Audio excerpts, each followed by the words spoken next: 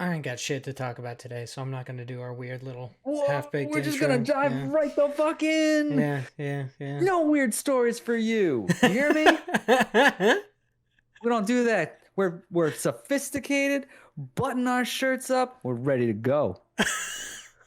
Hello and welcome to IndiePod, an indie games podcast, your weekly source for all the indie games news you would need to know. This week we are bringing you a solid Too one, many. 2, 3, 4, 5 news stories. It's a fucking lot, dude. Imagine if all of these different like directs and shit, we went through everyone. Imagine that. I would No. die. I think We that would would have take to do- the amount of time until, I just faded into the ether. I would We'd be cease doing to an exist. episode every day. Yeah. Every day we would do it. It'd be fucking garbage, dude. It'd be so hard. It'd be so hard. Oh my gosh. Well, we got a bunch of news stories for you. Of course, we're going to hop into news. Cram got a whole bunch of new stuff. Naturally, it's E3. Everybody's got new stuff they got to talk about. And we're going to head over to Kickstarter and God Bless the Crowd to talk about a modern JRPG inspired game with unique battle system, which I think it looks really good. I will not pay cool. $24 to get into it, but Oof. Big oof. Yeah, dude. And of course, we're going to end off with your listener questions. Thank you very much to the Wombat Emperor of Australia for sending in questions. You're great. I'll kiss you one day. But Big Josh, a boy. We got to get into the housekeeping before we talk about any of that. Yeah, Naturally, anyone. We've got our developer interview going live this Wednesday. It's with 302 Interactive talking about their upcoming game, The Commission 1920. I know very little about this game. Actually, that's wrong. I know nothing about this game. There you go. But that developer interview is going live on Wednesday, the 23rd. So please check it out. That is one day after for patrons, 2 days before for plebes. So please check it out. You're all amazing. Thank you for doing so. And just check out all of our developer interviews. It's actually kind of interesting how many people or how many different indie devs that actually like we eventually see in showcases and people really love their games that I'm like, we actually have an interview with them and I totally forgot about it. So yeah. Check out our dev interviews. They go live every Wednesday. Please check out our IndiePod store over on Teespring. Soon to have some new t-shirts, mainly off the design that my friend Chase Hopkins, one of our patrons, made. He made an awesome like sunset logo that I really, really like. I have to find a new artist to possibly commission for some t-shirts, or maybe we could just make our own shit because it turns out the artist I was waiting forever for doesn't do merch designs anymore. Don't know why. Even though we would have to pay like $100 extra for them to make merch designs or designs that we can use in merch, even though we would have to do that, they won't do it. Yeah, they don't do it anymore. Great artist though. Shit looks dope.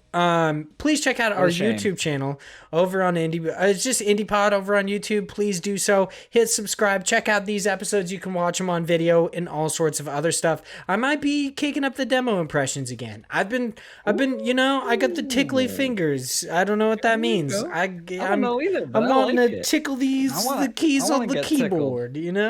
I'm thinking about. I played the Frogsong demo and I'm going to be talking about it in just a little bit, but I think I might do a demo impressions on it. There are a couple games that I'm just like, man, there'll be some sick ass demos up in here. So maybe I'll check them out. Please leave us reviews on any platform in which you can do so. Specifically, iTunes helps us out a bunch, supposedly. I still don't know if that's a real thing. And lastly, because I just had to burp there, please. That was good. Yeah, dude. Thank you so much to all of our amazing patrons at the $3 tier or higher, but anybody who gives us any amount of money, $1, $3, $5, whatever. And in Phil's case, just too much money, Just, we don't even have a tier, and Phil's still giving us money. It's like, what's up, dude? Too good. I'm not, I feel bad for calling you a simp, Feels so great, and then we just shit all over him. Like, what He's the hell? so good, dude. He's so good. What is wrong with you? So, thank you to all of our amazing patrons at the $3 tier or higher. John, just John. It's just John. That's his legal name, his God-given name. Jesus came, the Holy Spirit was like, John. And he's like, but like, what's my, and he's like, nope, just John. That's it. And he's like, but nope, shut up. Just John. So there you go. Jesus, we'll just see. telling people to shut up. I like it. My wife the other day, man, You have to walk on eggshells when you're with kids. It's so ridiculous. We have a niece, and my wife and I were talking, and the niece is right there, right by us. I forget what I said, but it was something snarky, and she was like, "Shut up!" And I was like, "You can't say that." And immediately after, the little girl was like, "Shut up!" And I was like, "What are you teaching them?" I feel a little bad that I don't fuck around with like so I refuse to in any way like try to change my personality for I might exaggerate some features, but I refuse to change my personality for like podcasts and such, and I especially refuse to do it around children. I don't fuck around with that. Really? See, oh my goodness. here's my deal. I'm so different. I'm so different. There's no more curse words, no more Really? nothing. Yeah, I take that out. Well, it depends. If it's my niece, Yeah. or like some like if it's a kid like in the grocery store, I don't give a shit. Like fuck you. Yeah, like, I baby. don't know you. Kick Fuck 'em. you, kid. Just fucking just kick them right like a football, right through the goalposts. I guess that's soccer. It doesn't matter. If I Football, could boot I'm you in this Spanish. fucking grocery store, I would. You'd be in that watermelon patch over there at Albertsons. I just fucking got. Yep, those are the Cabbage Patch Kids. Exactly. But when they're actually related to you, you're like, man, I might contribute to the development of you. So let's not boot you into the cabbage patch. It's like my individual, my equal. You know, I gotta do that button up, sophisticated thing we were talking about earlier. I gotta make sure, you know, I talk to them like they're a real person. I'm not like, you little dumb piece of shit. You fucking See, well, stupid." that's my thing, is that I feel like people do not talk to children like they're real people. They don't, Oh, I because do. that's I do not how you would 100%. speak to a child. Like people, so everyone, like, I feel like they tone everything down. They don't say the curse words. They aren't of being course. themselves around kids because you're like, oh, that kid might say fuck. And it's like, okay, I get it, but also the kid's gonna say fuck eventually, so why does it matter if they say fuck now? You know what I mean? Like, it just doesn't make any sense to me. Like, the point at which you teach a child a word, granted, there are certain words that I truly wish that I didn't know, just in general. But there are certain things that I think that children should not learn about until they're older and have like an actual context to what those things why. mean. But okay, yeah, I get it. But saying certain cuss words, I'm just like, it doesn't matter. Like it doesn't matter. Like fuck, who cares? Like whatever. It doesn't. It's not like saying the C word. You know what I mean? Like I'm not. Yeah, no, I got you. Yeah. I got you. So I just don't mess around kids. I'm like, I don't care. Like even when I was a kid, something I find hilarious is that my mom tries to act like I was some sort of sheltered child, and I'll say fuck, and she's like, oh Vaughn, oh. She acts like she's wounded. She's like, where did you learn that word? And I'm just like, Mom, you left me you left me alone for like my entire childhood. And I had a shitload of R-rated movies in the house. And even when you were here, you let me watch them. Where do you think I learned that? Like, we watched American Pie together. Like, what? Of course I would know that word. So yeah. Yeah, my parents were real strange about that because like my mom would she didn't want me ever cursing, right? Yeah. Which I get it, arguably, but at the same time she would be like, oh, let's watch the South Park movie, which is like the biggest like immense use of just every curse word out there, and would be like totally fine. She would be okay with me listening to like the soundtrack of it, but like I wouldn't be able to say it. And like that I was like, but like why though? You're Like I know don't what's get it. happening. Like I know what's happening here. Yeah, it's weird. Back to the patrons, we got Will C. Thank you very much. Mixamatosis, aka Mix, Zach Durham, Chase Hopkins, Phil Princhard, the Wombat Imp of Australia, Chris Penwell, always drinking tea, Josh Nichols, Active Josh, and Sam Fillion from Canada. Thank you all so much. You're all amazing.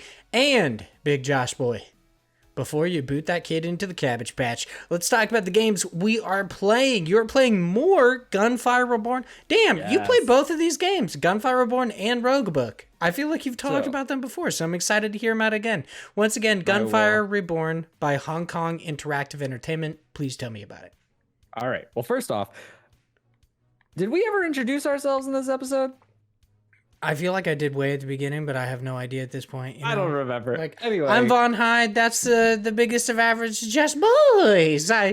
Just realized, actually, no, I very much did not. You didn't do that. Yeah, I definitely didn't. I talked about the news cram thing, and then I was like, we gotta get into You were like the housekeeping. running. Yeah, dude. Speed running through this episode. I mean, I'm trying to get the episode out before fucking God decides to smite you and take out your power grid. Yeah, for those listening, severe thunderstorm. The minute we started this podcast, basically like 5 minutes before, my power went out, and it might happen again. So you might just see, if you're watching the YouTube, you might just see a static image of my face because my video might just be gone from existence. And an added caveat, if the audio quality is a little bit different, it could be because I have to use a single track audio instead of multi-track audio in this week's episode, because as a backup, I'm recording both mine and Josh's audio just in case. But it's not going to happen because we're too good. Hopefully. I can't wait for me to click on like an IGN article and the autoplay video is just like, just fuck up everything. Well, I mean, hey, they'll get a little bit of, the reality.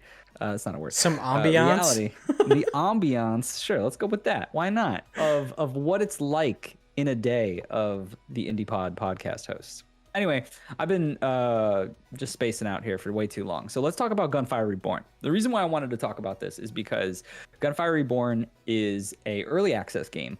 If you don't know about this game, you clearly have not been listening to these episodes because I talk about this a lot. Yeah, it's like every third episode. It's not at all, but shut up. It's so good, dude.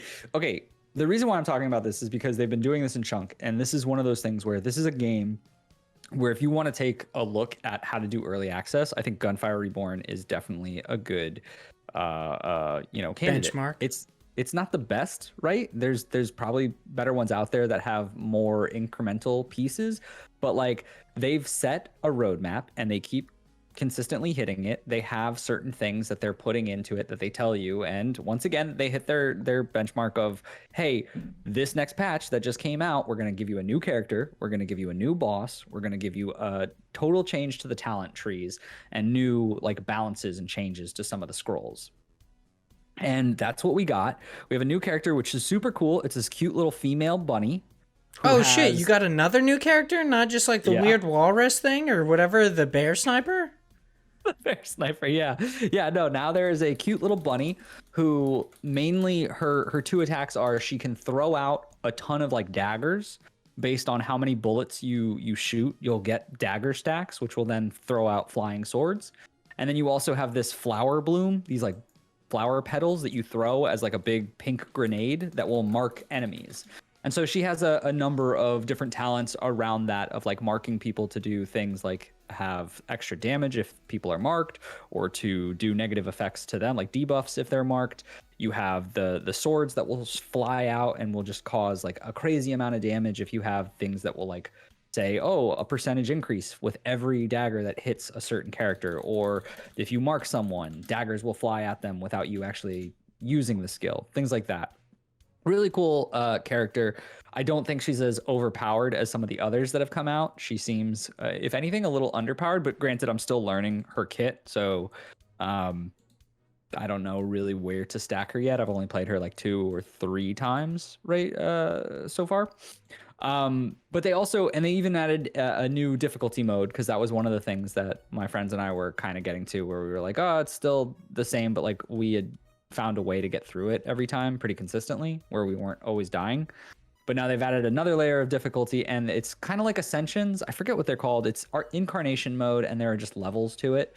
But the reason why I said Ascension is similar to like Slay the Spire or a lot of roguelike games. They'll have it where after you beat it once on a difficulty, it like adds a new level. And every time you beat it, you get to go higher and higher, and it'll make it more difficult, tougher, whatever it is. So it goes all the way to level 7 so far. I think we just had beaten level 2 last night, which... like I love it just because I want more of a challenge. I want it to, feel fresh and to have more things that are added into it. The only thing I will say is they don't tell you how it's tougher. They're just like level 1 to level 2. And you're like, okay, I guess. I can just figure it out. Yeah. But like, I love the fact that they redid the whole talent tree, because they added more to it, where before I was just kind of stagnant. And I was like, okay, well, now I have nothing to do with what is called soul essence, which is the currency that you get throughout every run that is retained. And as I kept playing, every time it would say like, oh, you have 500 soul essence, and that's all you can keep max. And it sucked because I was like, well, when the new character comes out, I want to use that soul essence to upgrade them, but it's not letting me keep it.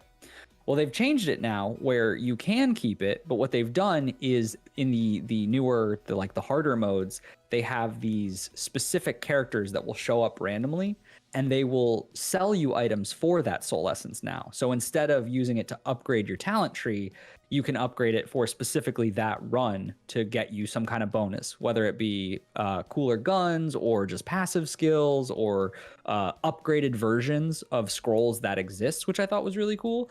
You can do that. And it would, like, right now I'm not full spec'd out because the talent tree changes made it so I still have some leveling up to do. So I was like, oh, okay, there's kind of like a risk reward of, am I doing well enough in a run where I want to risk using my currency to keep going forward? But it's one of those things where they just keep adding parts to it, and there's even a whole other like stage that they need to add to the game that's coming out in the next patch, whenever that is. I don't remember off the top of my head, but like I am just so impressed that this is literally a $10 game that has I have like, oh god, let me check real quick. I'm pretty sure I like have 1,000 hours into it. No, it's not that much. It's like anywhere from 100 to 200 hours of playing this game, but it's so fun. It's so good, especially with a team of people. Like the variability on what you can get, having 5 different characters now. I think they're going to make a 6 with the next patch, and having all of those different just scrolls and things that can make it different in like a fun way. And I'm hoping they keep adding more levels of difficulty and give you more of like an explanation as to why it's happening, or not why it's happening, but like what's happening as far as difficulty. But other than that, I think it is a great game. I think everyone should play it. The actual amount of time is 120 hours. Oh, damn. Just to let everybody know, you probably just heard that.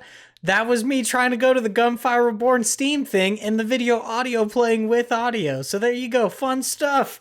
Gotta love it. Yeah. It was like for 2 seconds though, so we're good. Yeah. I saw you smile. I saw like your smirk, and I was like, something happened. That's what it was.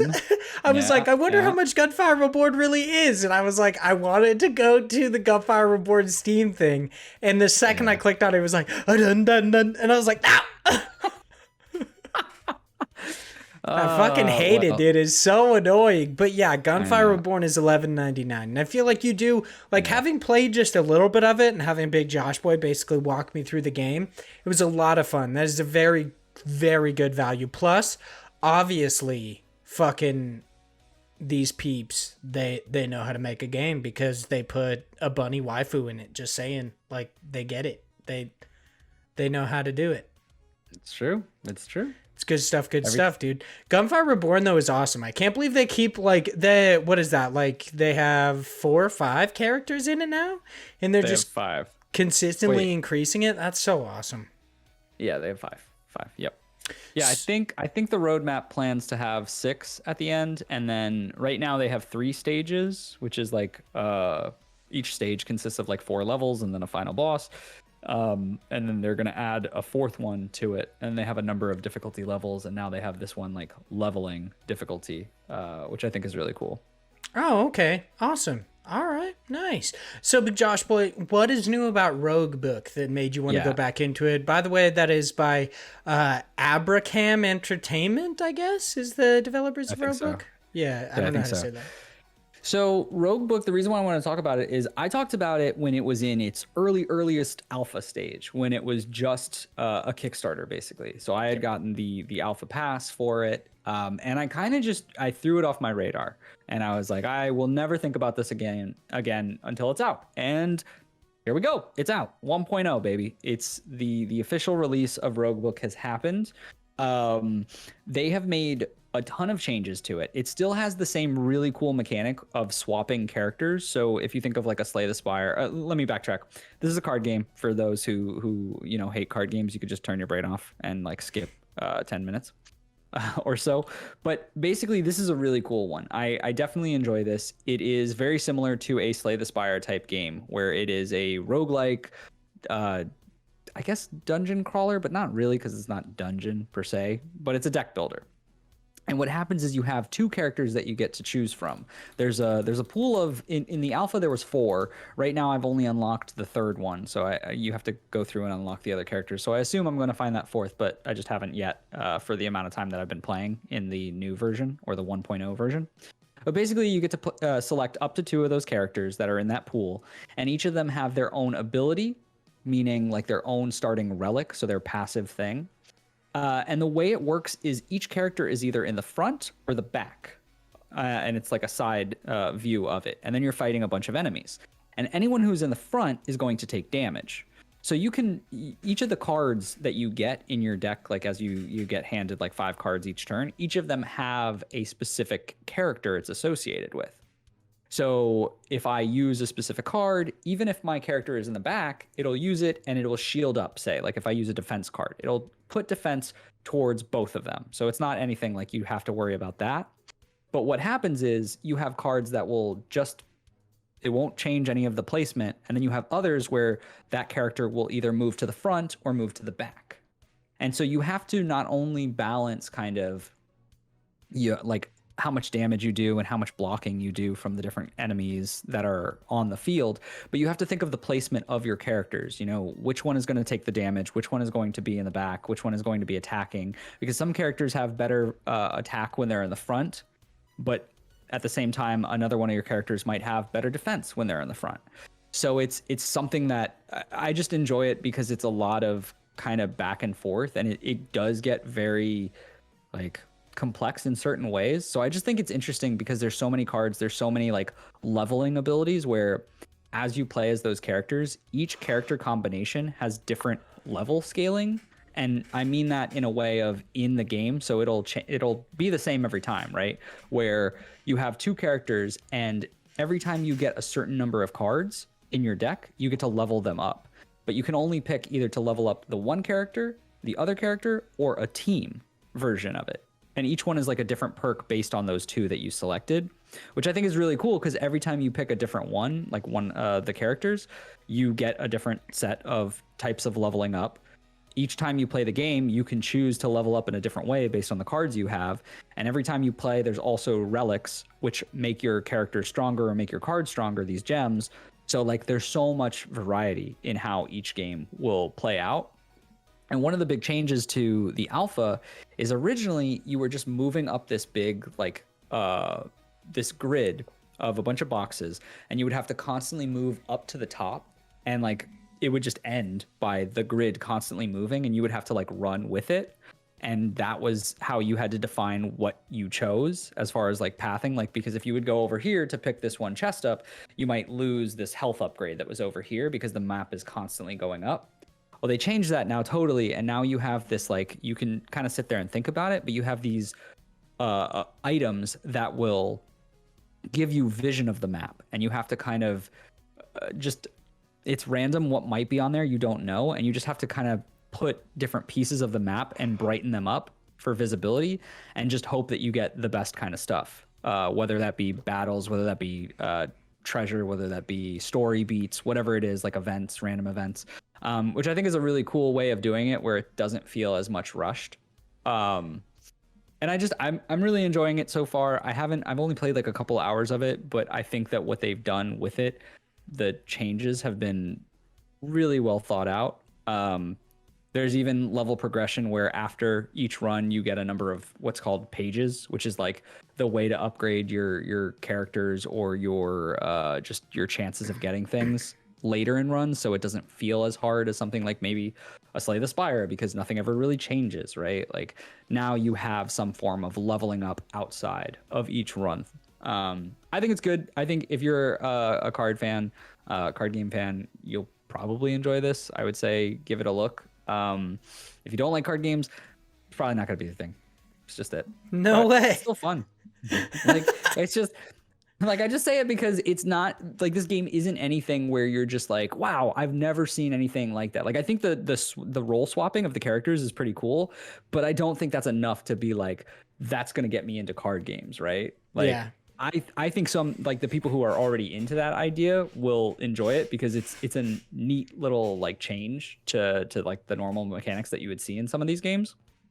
But as far as like a person who, like someone like Phil who might hate card games, he's probably never gonna have any interest in this.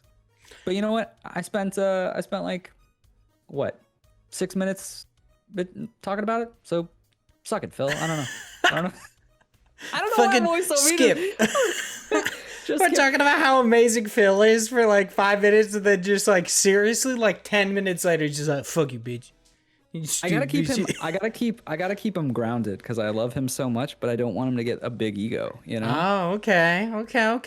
Thinking he can get like so big, he just jump ship to another indie podcast. Nah, big boy. You're nagging him essentially, is what you're doing.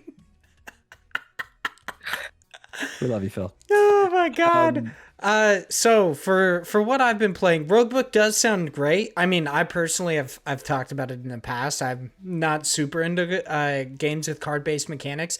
I have tried like Slay the Spire, but I'm not a real like tactical thinker, so I'm just not that great at it. Roguebook did look cool when we looked at it on Kickstarter, and God bless the crowd way back when. But yeah. I mean, I just like the character designs a lot. I think the turtle's cool. So that's all I have to say about Roguebook, really. Did they end up like adding any new characters within its early access period? So I don't know that yet because the way they're doing this is you have to unlock the characters seemingly. Oh, okay. So you have different acts. Like they kind of make it as a story of you. I think it's like saving the forest or universe or something. I don't know. You know how I don't. You're saving really something. I'm saving something. I'm like, whatever. Just give me the cards and the enemies. It's fine.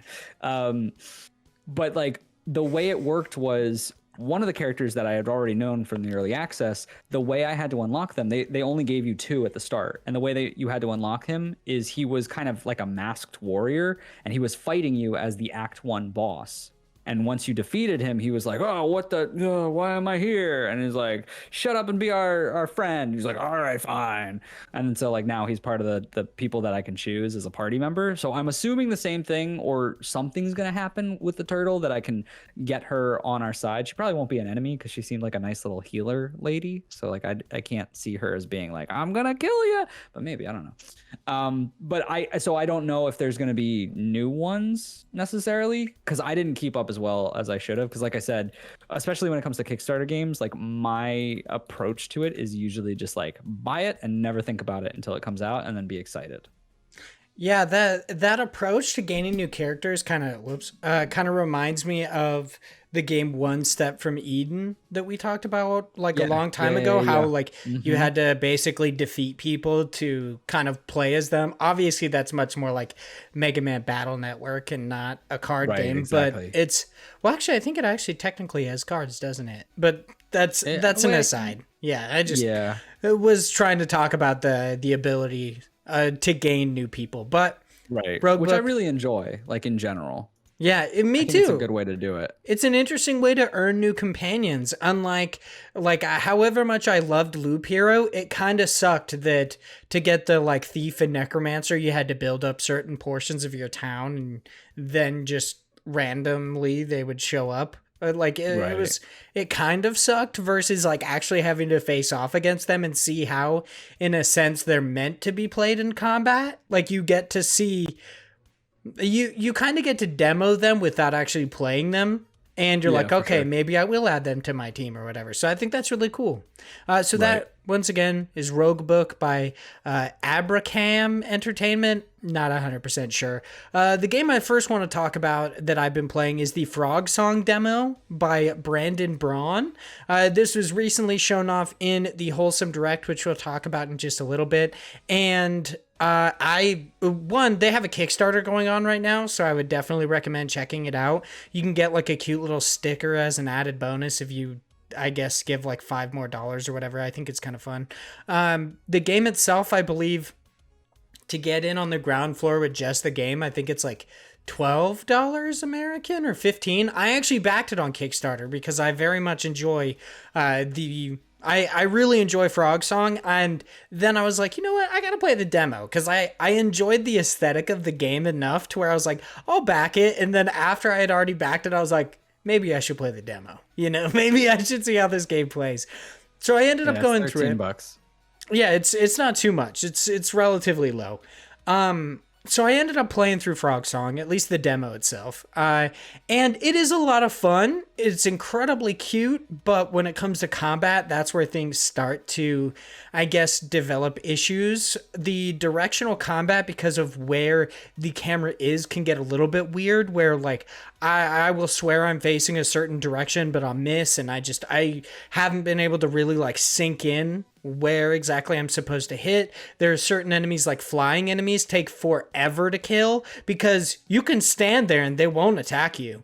I would like have to walk around them in circles until they eventually made this sound, which meant that they were going to drop. And then I just stood still and waited for them to come down, and then went, hada, and just like stabbed them basically, because you're just a frog with a knife. But the game itself, the world is, well, I guess since I'm already in the combat, I'll talk about the boss battle that's at the end. I think it is really, really fun. I thought the boss battle was cool. You fight a big, like, what are they called? Praying mantis. You fight a huge like praying mantis, which is really interesting, and I love the art style of this world. And obviously I've talked about it in the past with my love of Hollow Knight and other games, is that I love the depiction of like basically these small creatures as beings that have like legitimate intellect. I think it's awesome. And you go against this praying mantis as the boss. I found it pretty annoying, I've got to be honest, because the boss just kept running away from you. It would consistently like run around in circles, so you would have to chase the boss or just wait in one area to try to hit it as it came by. Sometimes it would notice you and try to fight you, but for the most part, the boss seemed fairly uninterested with your presence, which might actually like, it might be played up in the actual game itself. Like maybe in the storyline, this bug does not want to fight you and you kill it. Like, it's pretty fucked up. Maybe it's not. Maybe it's just kind of like a bug like in the code base, not a bug, like a literal bug, even though it is. Yeah. But I very much enjoyed the demo. So to talk about the things I do like, I felt like combat was a little bit lacking, but the world itself, excessively cute. It's fucking weird. I gotta be honest how cute this game is. Like, it makes me want to die. Okay? So, like, when you're talking to people, the little, like, you know how in Hollow Knight when you talk to people and it's like, they have like their own like weird little language? Very similar to like how you've told me in Biomutant. They speak in like a marsupial language and then it's narrated. Habba-baba. Yeah, the habba-babas. Too much habba-babas. Frogsong has a very similar way, but each one of the characters has their own like voice, and it can be excessively cute at times. Like, I believe Chorus is the name of your main character, has this super, super cute voice, and I love it so much. The conversation overlays are also really, really cute. Like, I love the art style of Frogsong. I think it looks so, so great. I'm really blown away by it because the way it contrasts is like the actual characters themselves that are of note, they look well detailed, like just cartoony enough, but they're still fairly detailed, with the rest of the world kind of being like almost an abstract-esque painting where like it's just like a rock is just kind of like a gray oval. Really like pulling your focus to these characters, and I very much enjoy that. And the characters themselves, I feel like, they have really good comedic timing. There was a point in like certain conversations where they use like really long pauses very well. Even if you try to skip through the conversation, it still kind of forces you into that pause, which I think a lot of people might find annoying, but since I was actually kind of there for the experience of the world, I very much enjoyed that. And I thought it was really, really cute. One issue that I did have with the conversation overlays themselves, and it's just one. There's a character named Basalt who is very, very cool. It's this really cool female warrior, and she essentially has a damaged eye that is like sliced through in yellow. In the demo, her conversation overlay and her character did not have the same eye fucked up. And it was really, really bothered me. Like, if I remember correctly, in her conversation overlay, her eye, it was her right eye that was fucked up. And in her character, her actual character model, it was her left eye. And I saw I was looking at the Frogsong, I made sure I wishlisted on Steam. And in the video, it's different. So I'm thinking it's just... like, it might just be the way that Basalt is standing. Sometime the eye shifts or something like that. It was very weird and super off-putting to me. How this eye was, like, just wrong. I was like, that's a weird, like, attention to detail. But overall, I think the game is really, really cute. I really, really love the presentation. I love the world. I'm really into the characters, and I'm excited to see where it goes. I do not, in no way... have the issues that I have with combat made me think that like I might not want to have backed it on Kickstarter, like regretting that.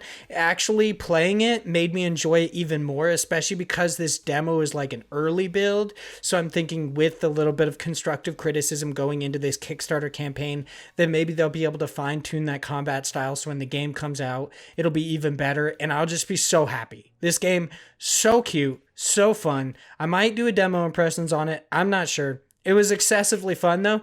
One thing that I did not enjoy was that I was playing it in full, I was not playing it in windowed. I was playing it in full screen. But when I was trying to take my notes on it, going to my like Google Notes, like I would accidentally be fucking with the game because I would be typing and like D was to jump to the side. I was like, why are you doing that? No other game that I have does that. Like, it's just bothered me. Like, every time, so I was like, do I need to get my book out? Do I need to get my physical, like, notebook out so I could write this shit down? But it was a lot of fun. Cool. Yeah, I normally take my notes like that, but I was like, you know what? My notebook all the way over there in the corner in my backpack, I don't want to get it. And I was like, you know, maybe I'll save some paper. I'll just write it down in a Google Doc. It'll be better. Yeah, you know. Why not? But overall... Yeah, just too much. But overall, Frogsong, excessively cute. I really, really loved it. And I think peeps should check it out because it's a lot of fun. Especially the demo itself. If you're a big combat person and combat is what you love about games and you're not really into what I would say is like the journey of the game and interacting with characters and learning about the world, I would, before you back it on Kickstarter, if you decide you might want to, 100% play the demo. Granted, like I said, hopefully they will fine tune it, but if you're a big combat person and that is why you play games, play the demo. You might be disappointed. You might not want to get it. Just saying. Because the combat is the only issue I really had, with the exception of Basalt's weird eye. That's it. Yeah, that's it. Might not be for me. Yeah, exactly. It might not be for you. But that is actually not the only game that I've been playing. Ooh. Yeah. It's not even on the dock. I know. I didn't include it on the dock because I wanted to, like, I guess, surprise Big Josh Boy. Warcraft. That'd be so funny if it was World of Warcraft. Oh, we're gonna kill you. No, I canceled my World of Warcraft subscription. I got my character to level 60 and I was like, you know what? I'm burnt out. I don't want to play any more World of Warcraft. I thought I could keep myself into it, but I couldn't. Especially because, okay, I'm sorry. This is going to be like 5 seconds. I promise to talk about World of Warcraft again. There's a fucking hunter pet that I want so bad. It's called Undasta, okay? It's a gigantic T-Rex with some dope-ass tribal shit on it. It looks awesome. Here's my problem. It is a world boss, but I'm strong enough to where I can kill it in like 3 hits. Everyone at level 60 can kill it in like 3 hits, but it drops a rare mount. So people farm it every time it dies. Here's my big issue with the community of World of Warcraft. If I show up to Undasta to tame it, and I tell you that I'm there to tame it, do not ask me to wait. If you ask me to wait, the person who first shows up who's already been waiting 30 minutes to fucking do this, if you're like, oh, will you wait until all of us go away? No, because you assholes always come back. Fuck off. Let me tame my dinosaur. God, dude, it pissed me off. The second somebody said that, I was like, you know what? I'm cool with it. The second person who said that, I was like, you can fucking die, okay? I don't care. And I'm not even joking. It pissed me off enough to where I immediately went and I I canceled my World of Warcraft subscription. That's Because the I was end. like, That's all it takes. because I love, the reason I play Hunter is because I love to collect Hunter pets, and Undasta's a really cool Hunter pet. But apparently I will never be able to tame it because these dickheads will not stop fucking killing it. And I'm like, okay, I'm done. Like, it's just pissing me off now. I was done. Okay, so the game I have actually been playing, and this is an aside, and I want to get serious here for a second because it's something I brought up to Josh. I believe when we recorded our special episode, which, plebes, you're gonna hear that maybe in like a year. I don't know. I'm kidding. I'm actually planning on putting those episodes out pretty soon. But fucking right. I think I'm gonna start like either next month or I'm just gonna put out one a week from like now for a little while on like Mondays a whole or something. Marathon. Yeah, just to get everybody caught up. But I don't know how exactly I'm gonna do it. But it'll never happen. Don't worry. yeah, you'll hear it in like 4 years. So I wanted to get serious for a second. Like I said, this is something I brought up to Josh, is that I want to, in a sense, apologize to everybody who listens to the podcast. This isn't about, I don't know, like, I didn't do anything fucked up. I'm not apologizing for something I said on Twitter. And nothing like that. I wanted to apologize because I feel like for a little while I've been kind of, I guess in a sense, jaded by content creation, like the grind of content creation. I felt kind of off about it for a while, and indie games specifically, I just haven't felt like, really, I haven't felt that love, that tugging at my heartstrings for a while now. And I felt kind of bad about that because obviously we have a show that is focused on indie games and their developers. And I feel like I just haven't been doing it justice for a while. Even though I have fun recording it, it's just, I felt like I just haven't been giving it my all for a while. So recently I'm sorry for that. I'm really sorry for that. But recently I've decided that I wanted to fall back in love with indie games. I wanted to get back to, I guess, like in a sense, my roots. And I really wanted to feel the love of indie games once again and all of these amazing games that I've played before. And I was like, maybe I'll go back and I'll play Hyper Light Drifter. Maybe that'll get me back into it. Maybe this, maybe that. And I was like, you know what? I said at the beginning of this year that I wanted to finally beat Hollow Knight. And I started playing Hollow Knight again, okay? So that is the game that I had been playing, and I'm telling you right now, I'm going to give you weekly updates. I'm going to beat this fucking game, all right? So expect every week I will be talking about Hollow Knight. I talked about early in the year, I want to beat more games that I play. And that's what I'm going to try to do, especially with indie games, because they're not long experiences, and honestly, I find them the most deserving of my time when I really think about it. So, because they respect my time the most. I'm going to be honest. Like, there's not really an indie game that I get into that I feel like kind of bogarts my time to a point where it's just like, I don't want to grind in your fucking game until I'm level 60 or whatever, so I can not get a dinosaur that I want. You know what I mean? Like, it's just, I feel like they develop their games as love letters. They develop what they want, and it's not about wasting people's time. It's not about getting their time. It's not about any of these kind of like, I guess in a sense, bullshit terms in the games industry. It is instead just they create what they want, and I love that, and I want to get back to it. So I've been playing Hollow Knight.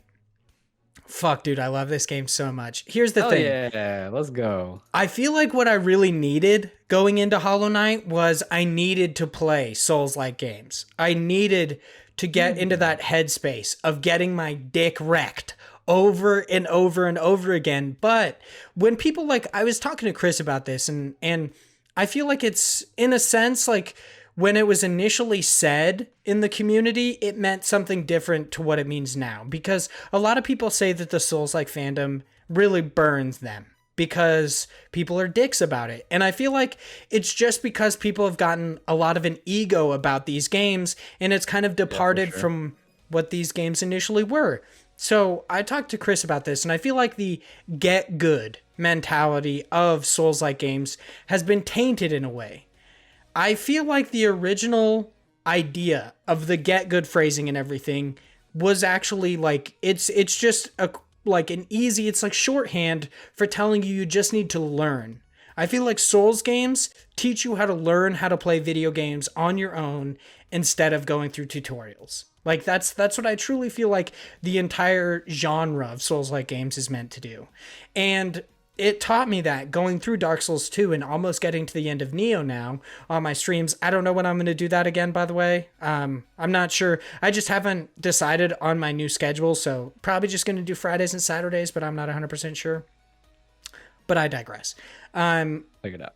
So playing these games made me realize that I needed to just learn. I needed to get better at these games, and it's not like a mean thing to say. It shouldn't be mean to say get good. Like, it shouldn't be so derogatory when people tell you just need to get better at a game, because it just means you need to learn.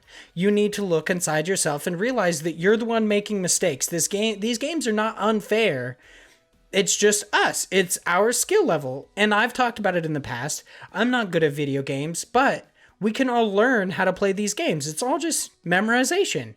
And if I can beat a Souls-like game, anybody can. Literally anybody can. I could teach my wife to do it. It's not hard. Okay? Like, it's really not. You just got to learn the cheeses. That's what I do. But I know, that's what I was waiting for. I was like, you just find out how to cheese it and you're good. Dude, okay, so I've actually only learned how to cheese one boss in Hollow Knight. Only one. And it's an optional boss. So this is the thing with Hollow Knight, and it's why, like, you know, I'm always up for a good challenge. I still enjoy it. I hate the Souls games. I don't want anything to do with them, even though I'm not the person to usually shy away from that. I totally because I just don't like the movement. I don't like the very heavy weighted feeling of those games. But when you look at something like Hollow Knight, I love it. It's great, but it's like it's just so different because it's just that fluidity of the combat and the traversal of your character is what makes it. But like the challenge is still there. Like Hollow Knight is not just an easy game. No, it's so hard. Okay, so in my first week of playing Hollow Knight, I have, I think, sunk in between 7 to 9 hours.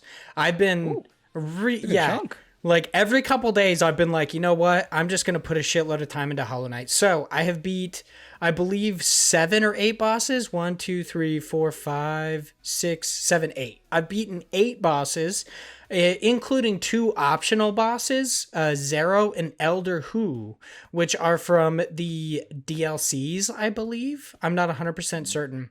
But I've started to run into things like I am now in Hollow Knight. I feel like after playing Souls-like games, I'm less worried about dying and losing my Geo. I don't care. I'm like, I can always get more Geo. I can always kill people. Like, I'm not worried about it anymore. Like, failure is totally an option. I feel like I've always gone into video games feeling that, like, failure was the worst possible thing that you could do because it could set you back, like, hours. But playing Souls-like games and now playing Hollow Knight is really teaching me that failure means nothing. It's just an opportunity to succeed. That's it. Like, that's all it is. So I've died several times. Just before we recorded this, I beat the Mantis Lords, and they are a notoriously hard boss fight in Hollow Knight because it's technically it's a 2 to 3 phase boss fight depending on how you do it. So in the Mantis Lords, you challenge them, and it's what you have to do to get into Deep Nest, by the way. But you go and you challenge these Mantis Lords and you fight against one of them.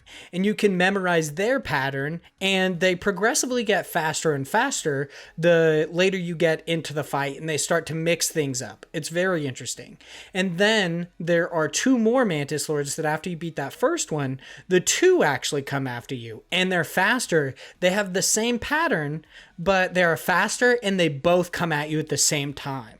And it made it a little bit harder, but after like 8 deaths, I finally beat it, and I felt so good about myself because the Mantis Lords really, they were like one of the reasons that I feel like I stopped playing Hollow Knight, and so was the Soul Master, who I also beat. The Soul Master is a little bit different because I feel like that boss battle is a little annoying in the fact that like it's a 2-phase boss battle, and then the second phase, you really have no chance to heal.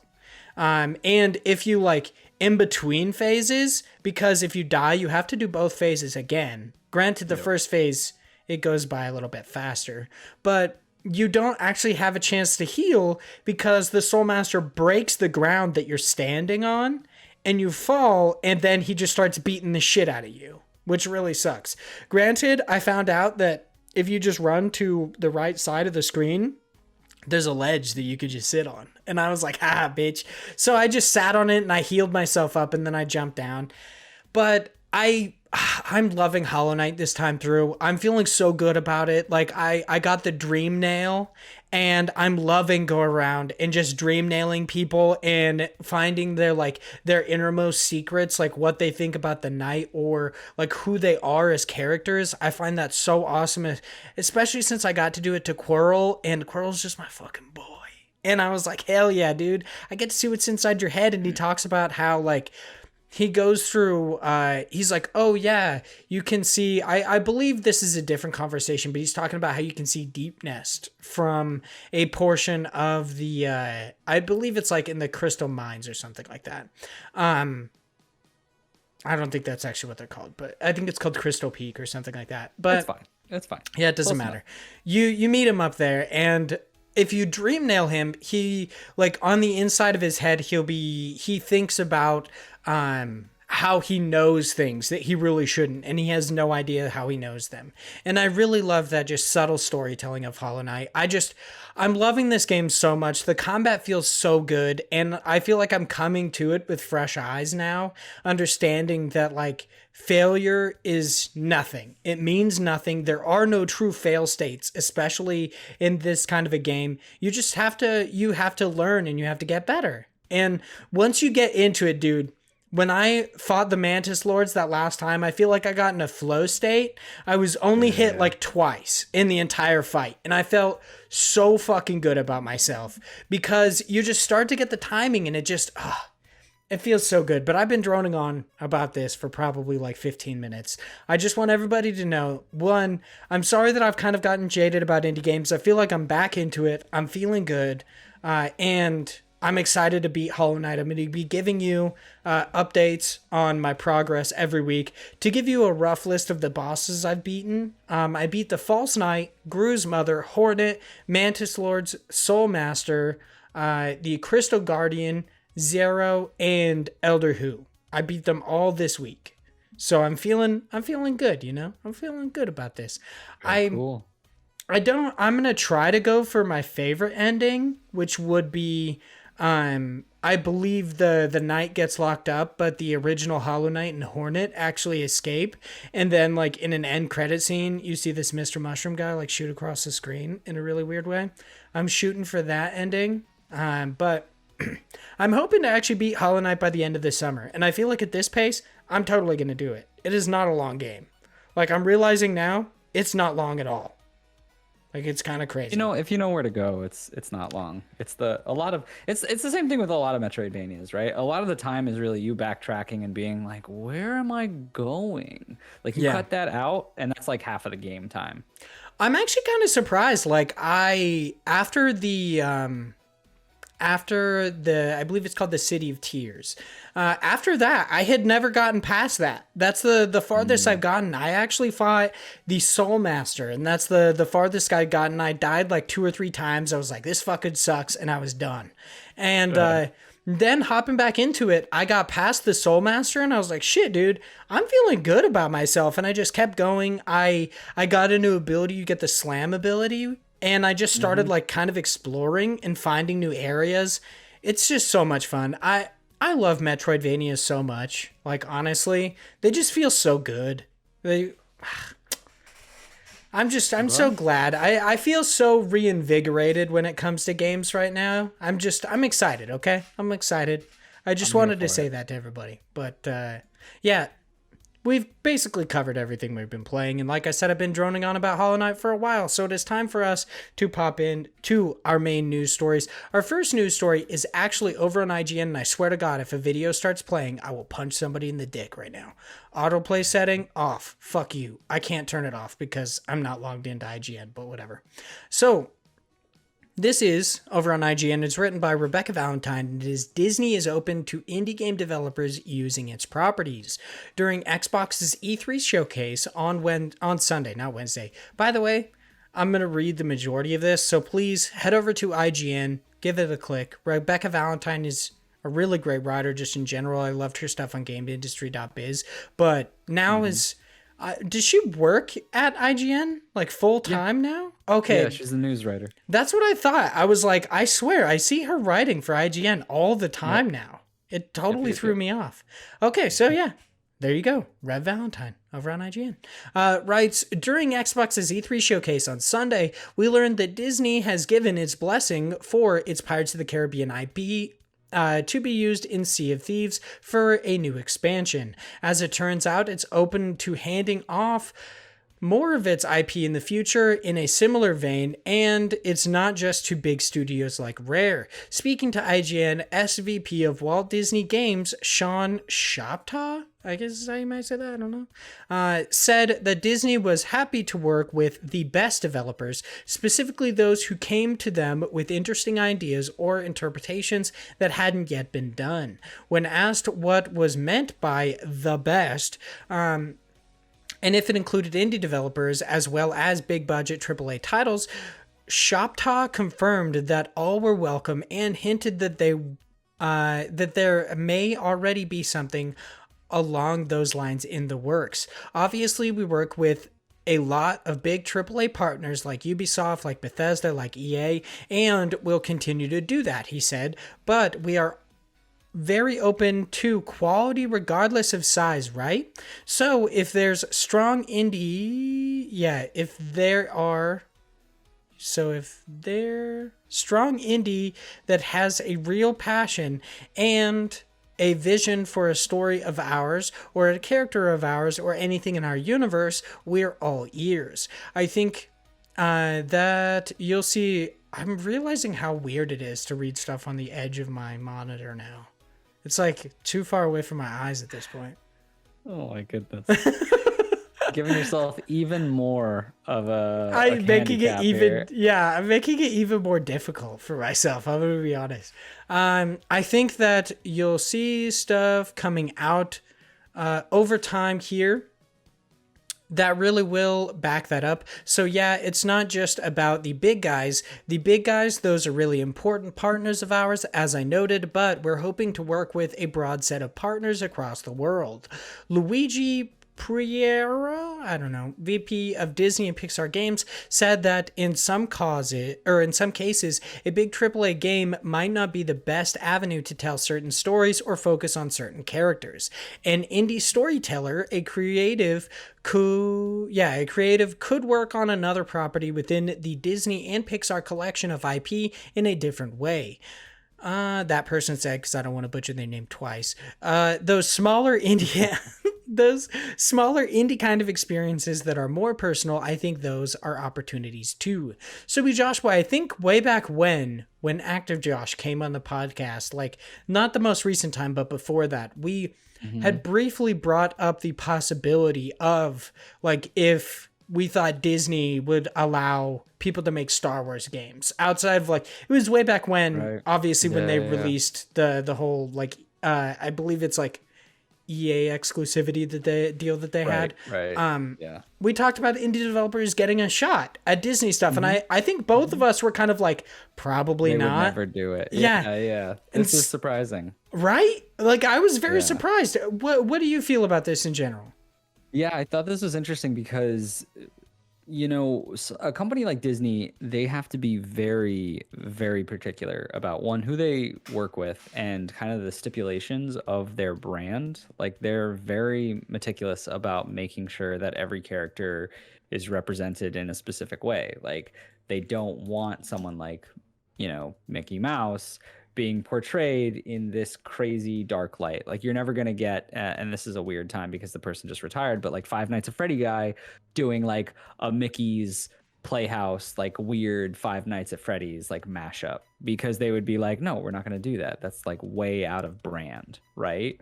But I think it kind of plays into their context of saying, we would be willing to work closely with someone, right? And this is kind of going into that same idea that it might be something that an indie developer might not be into because they might not have that freedom.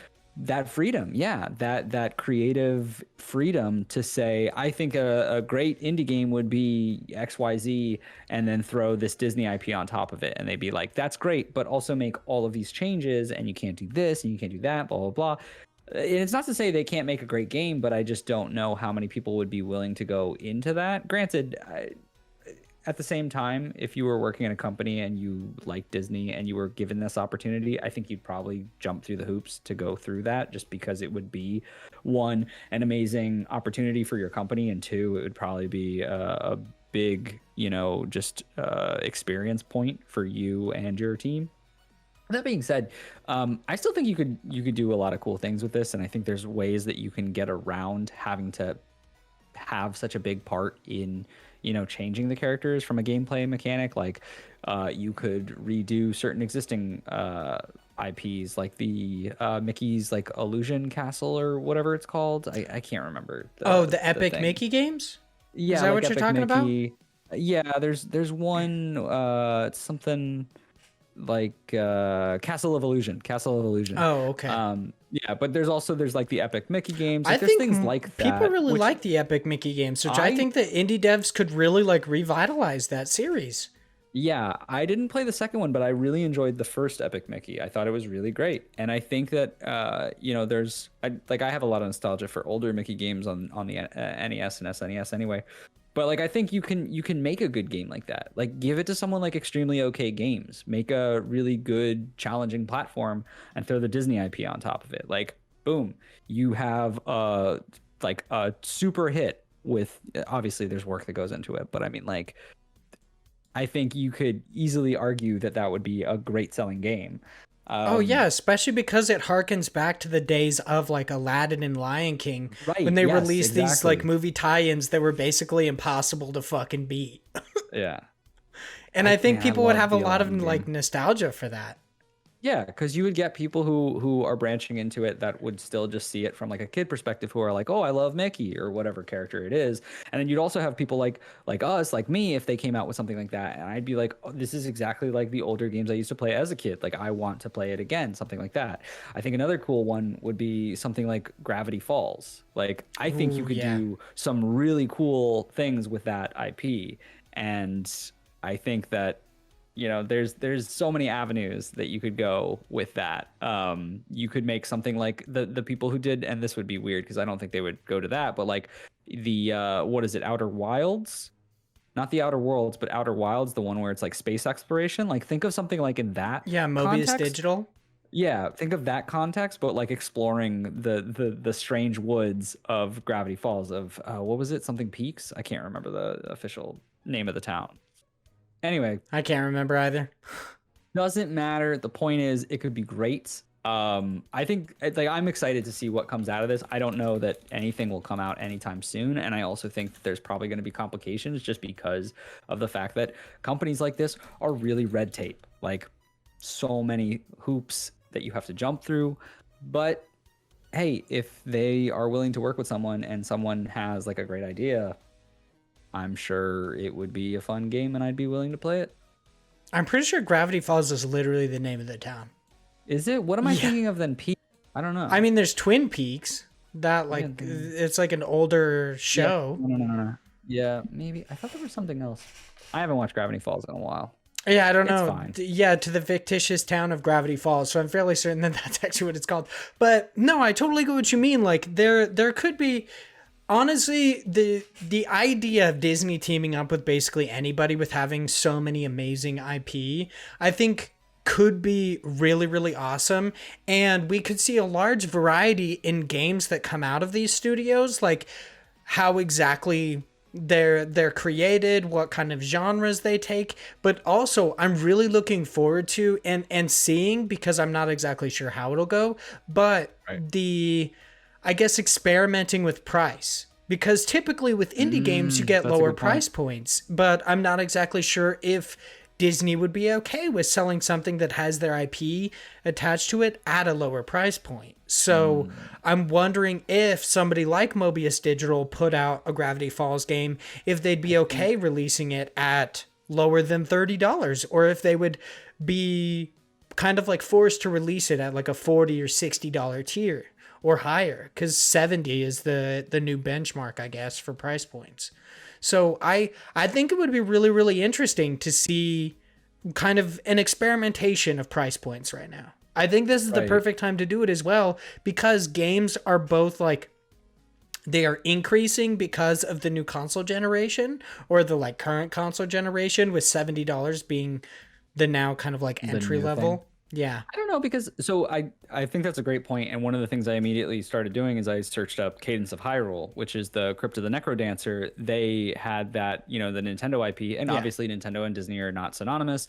They're different companies, could be different ways that they want to go about this, but they came out with their game at $25, which is not the normal Nintendo price, right? So this isn't a Nintendo game, it's Nintendo's IP.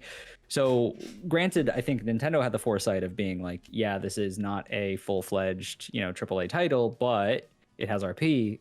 That's still fine. We're going to sell it at that. And I think they would do the same thing, but you're right. There might be that discussion of Disney being like, no, this is going to be more expensive, because Disney loves money and they're going to try to get as much as they can.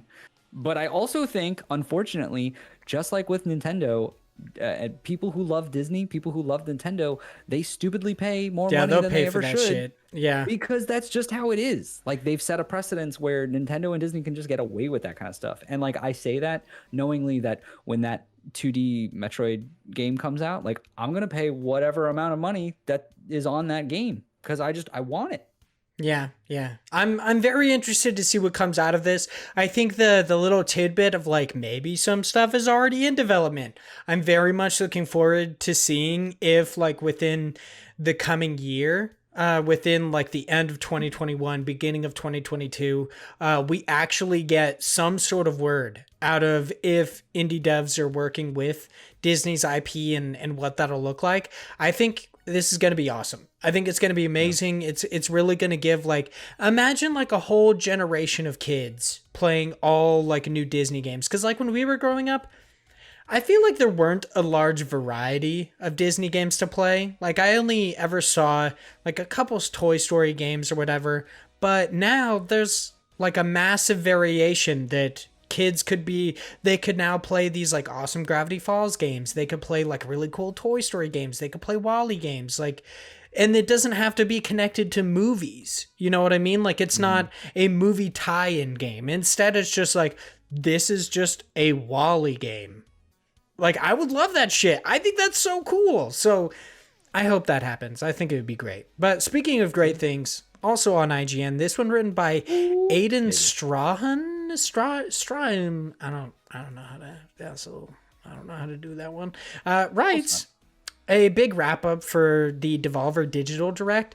Like we normally do, we're not going to cover everything listed within the Direct, so please head over to IGN, check this out, get current on what Devolver's doing currently. Did you actually watch the Devolver Direct? Because I know that's something that you usually do every year. I didn't watch it live because I was away, but I did watch it before we talked about it today. I loved it. Devolver is always super weird. I think that they have the thing that I don't like, but I kind of just let them get away with it because whatever, they're Devolver, where they excessively curse and it just like doesn't seem necessary in a lot of like points. And like, I have nothing against cursing, I curse all the time, but I feel like there's like the aggressive level of it where they're like, we're edgy, fuck, and it feels like deliberate, where you're just like, you know what you're doing, it's a little annoying, and you're like, all right, I guess.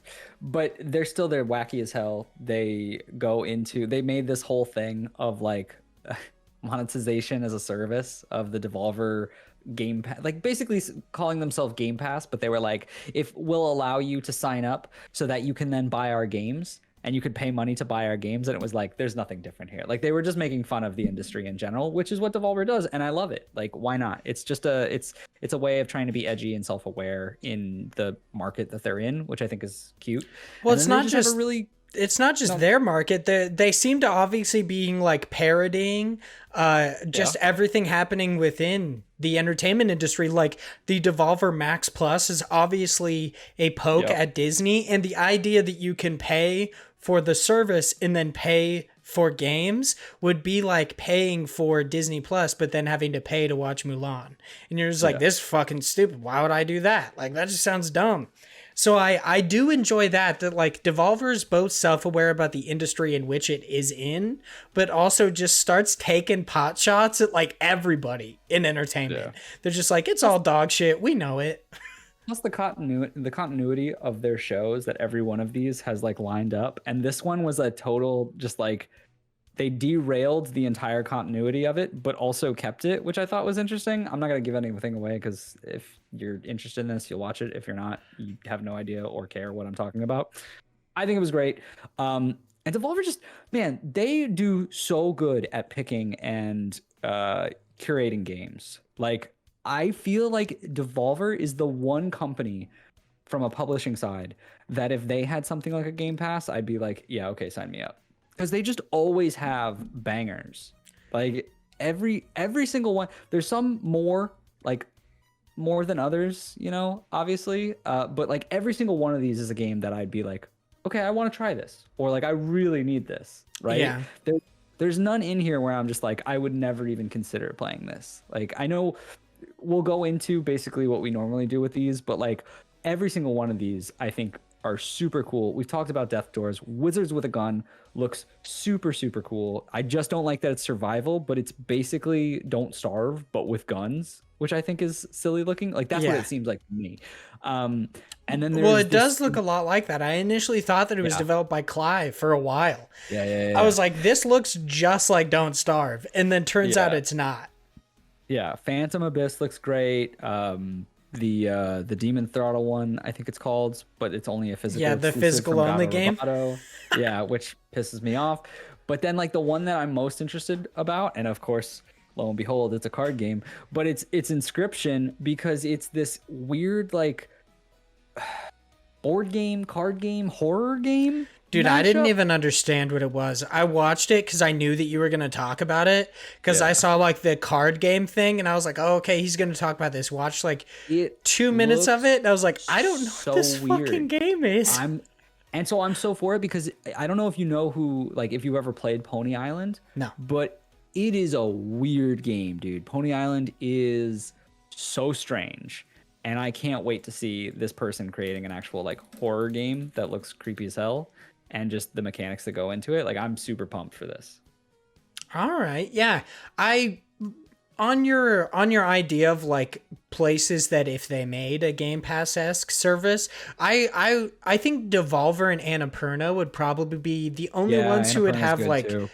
I really think they're the only ones who would have like a real stable of titles that they could do that with. Obviously within the indie space is what I'm talking about. There are places like fucking THQ Nordic could do it because they have 50 games in development right now or some bullshit like that. IP in existence. Yeah, they're like obsessed with buying up IP, but I totally think if Devolver or Annapurna, depending on the price point, if they did, I would be totally into it. I'd be like, fuck yeah, why not? But of course, their titles just come to Game Pass anyway, so it's like, whatever. But this shit looks so good. There were several games within this, so to get in on the ones that we like actually picked, my first pick, and I guess we'll just do the 3 like we normally do, has to be Trek to Yomi. It looks so fucking cool. It's launching in 2022. It is a black and white 2D seemingly action platformer that it's like it's kind of like the old I think it's Akira Kurosawa like samurai films, and it's so cool. It looks so interesting. Just watching the trailer, I thought it looked really awesome.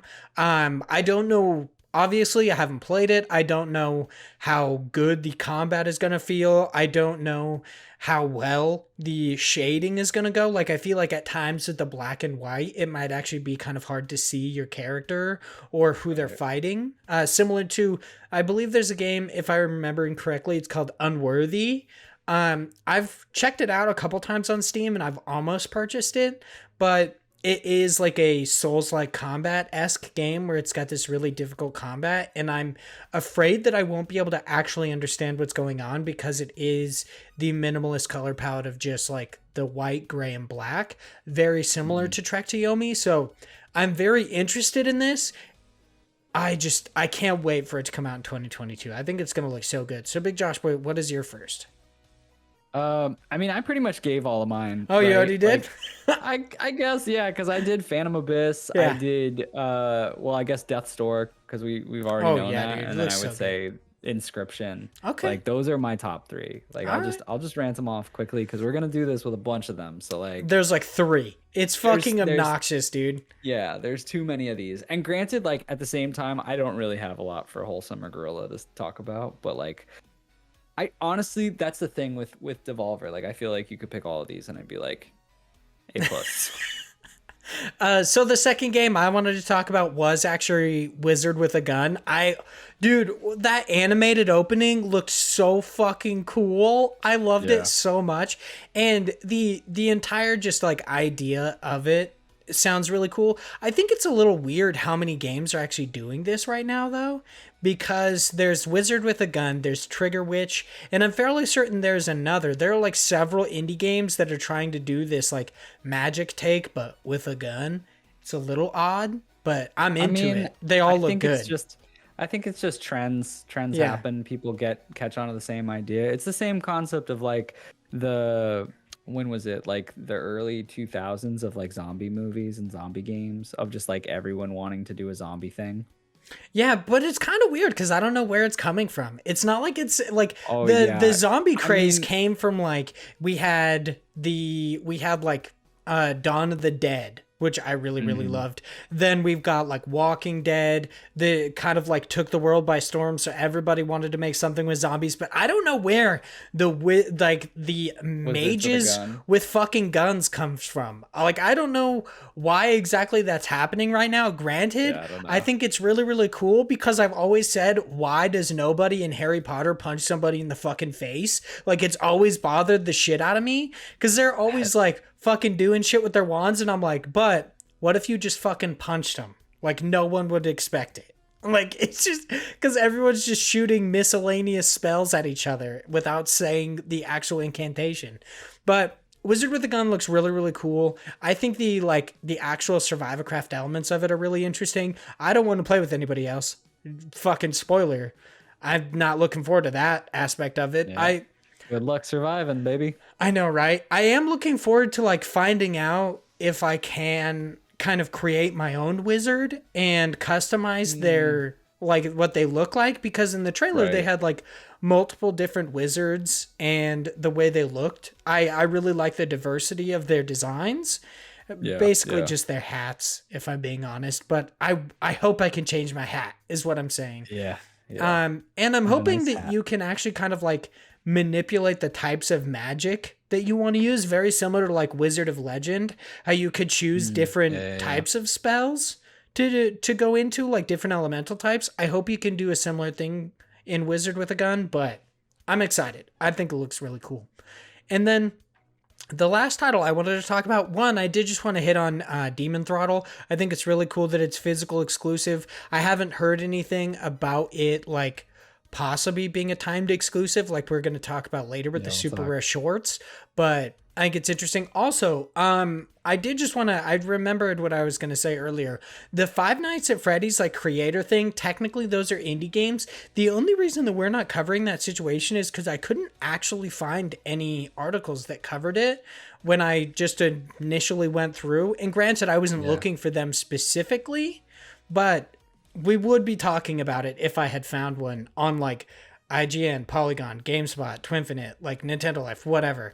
We would be talking about it. It's an interesting situation. The only reason we're not is because I didn't find anything. Maybe we'll talk about it next week. But Death's I don't Door, care too much.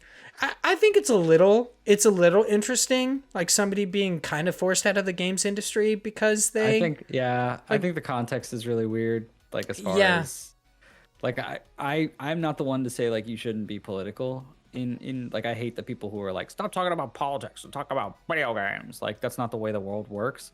But I also don't think that should like impact you in certain ways where they're just like, all right, stop doing what you're doing. But like I mean, I would need to look more into it. I think it was more of like a personal choice after being just annoyed with everything. Yeah, from As what a, I understand, it was kind of like a lot of backlash from yeah. this from the developer having contributed to uh like certain campaigns. Like I think Yep. he Yep. donated money to like Donald Trump's presidency or like his campaign or Something like whatever. that. Yeah. And Yeah. it's a thing. Like I don't know. It's all really weird. We'll talk about it once we have like a full understanding of it, cuz right now I just know a little bit about it and I'm like it seems like kind of fucked up that this guy might have been bullied out of the industry, but also I don't know what he did. So, we'll talk about it maybe next week. But the last game, yeah, it just really has to be Death's Door for me as well. It just looks so fucking good. I'm so excited for that game. I think it looks awesome. So time to move over to once again IGN. This is a wrap up of the Wholesome Direct. I kind of like how you said earlier you didn't know exactly like what you were going to choose on this one. I have a few, but they're ones I've talked about constantly. Once Wait, again, this one written by Rebecca Valentine as well. But what were you saying? this is one of my things with this is, and this was a lot of E3, honestly. There wasn't a lot new from an indie perspective. I don't think, like, personally, I didn't see any, like, looking through this list, looking through a lot of other places, like many of the titles that were showcased were things that I have already heard of, things that weren't like these exclusives. They were just like, here's either new trailer or like some new gameplay, or just like, hey, we're still a thing.